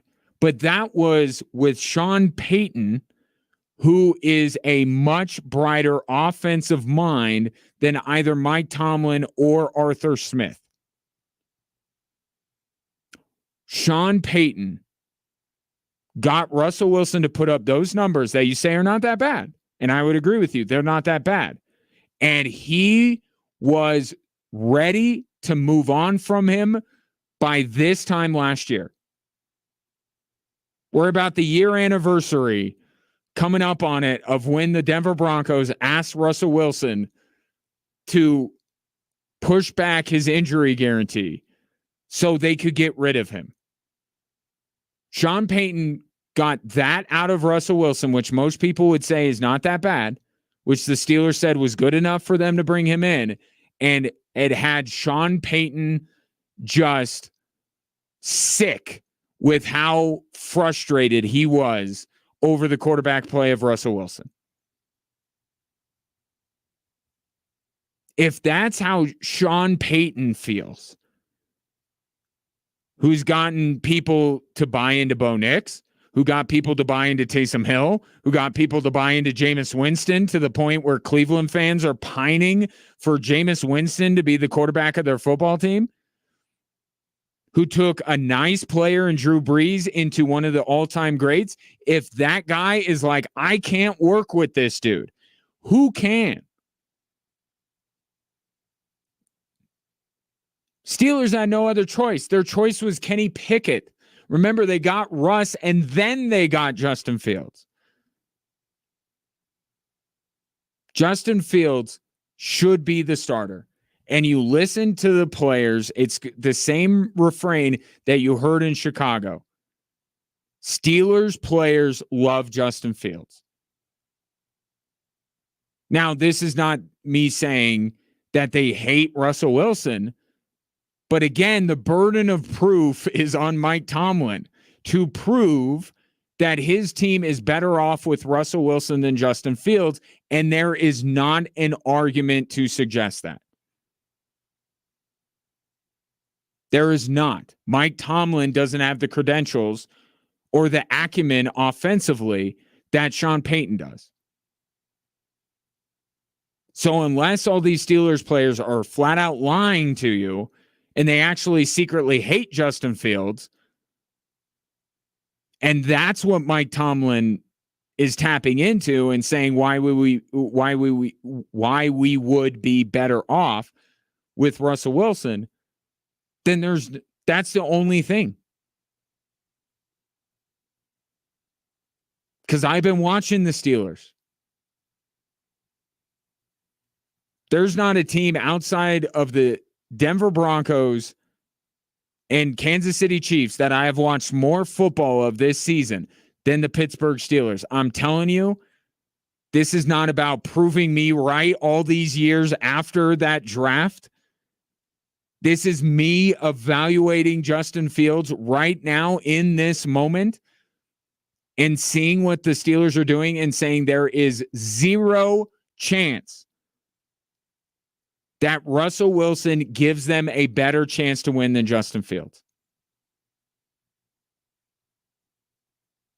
Zero chance.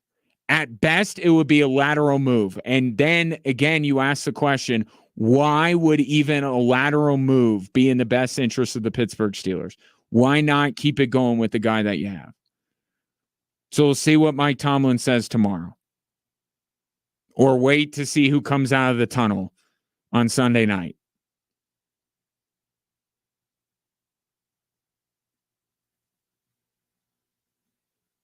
But there's not an argument. There just isn't. Last word on the Broncos today goes to Paul. Payton needs to open up the offense to improve the offense. More deep passes, no huddle offense, and letting Nix run more. Need to get the offense more to how Nix played in college. This will keep defenses more basic and easier to improve. And I agree with a lot of that. I found it interesting that Ryan Harris, and I appreciate his perspective, and he's a guy that played the game. He's analyzed the game. I did find it very interesting that Ryan Harris felt like Bo Nix should be in the pocket more. And I understand. I don't think him and I were necessarily disagreeing with what would make Bo Nix look better right now. There's two different conversations. There's what will make Bo Nix look better now and what will ultimately make Bo Nix the best quarterback he can be. And I think that's where Ryan is going with his take, is that eventually Bo Nix is going to have to win from the pocket, and he's not right now.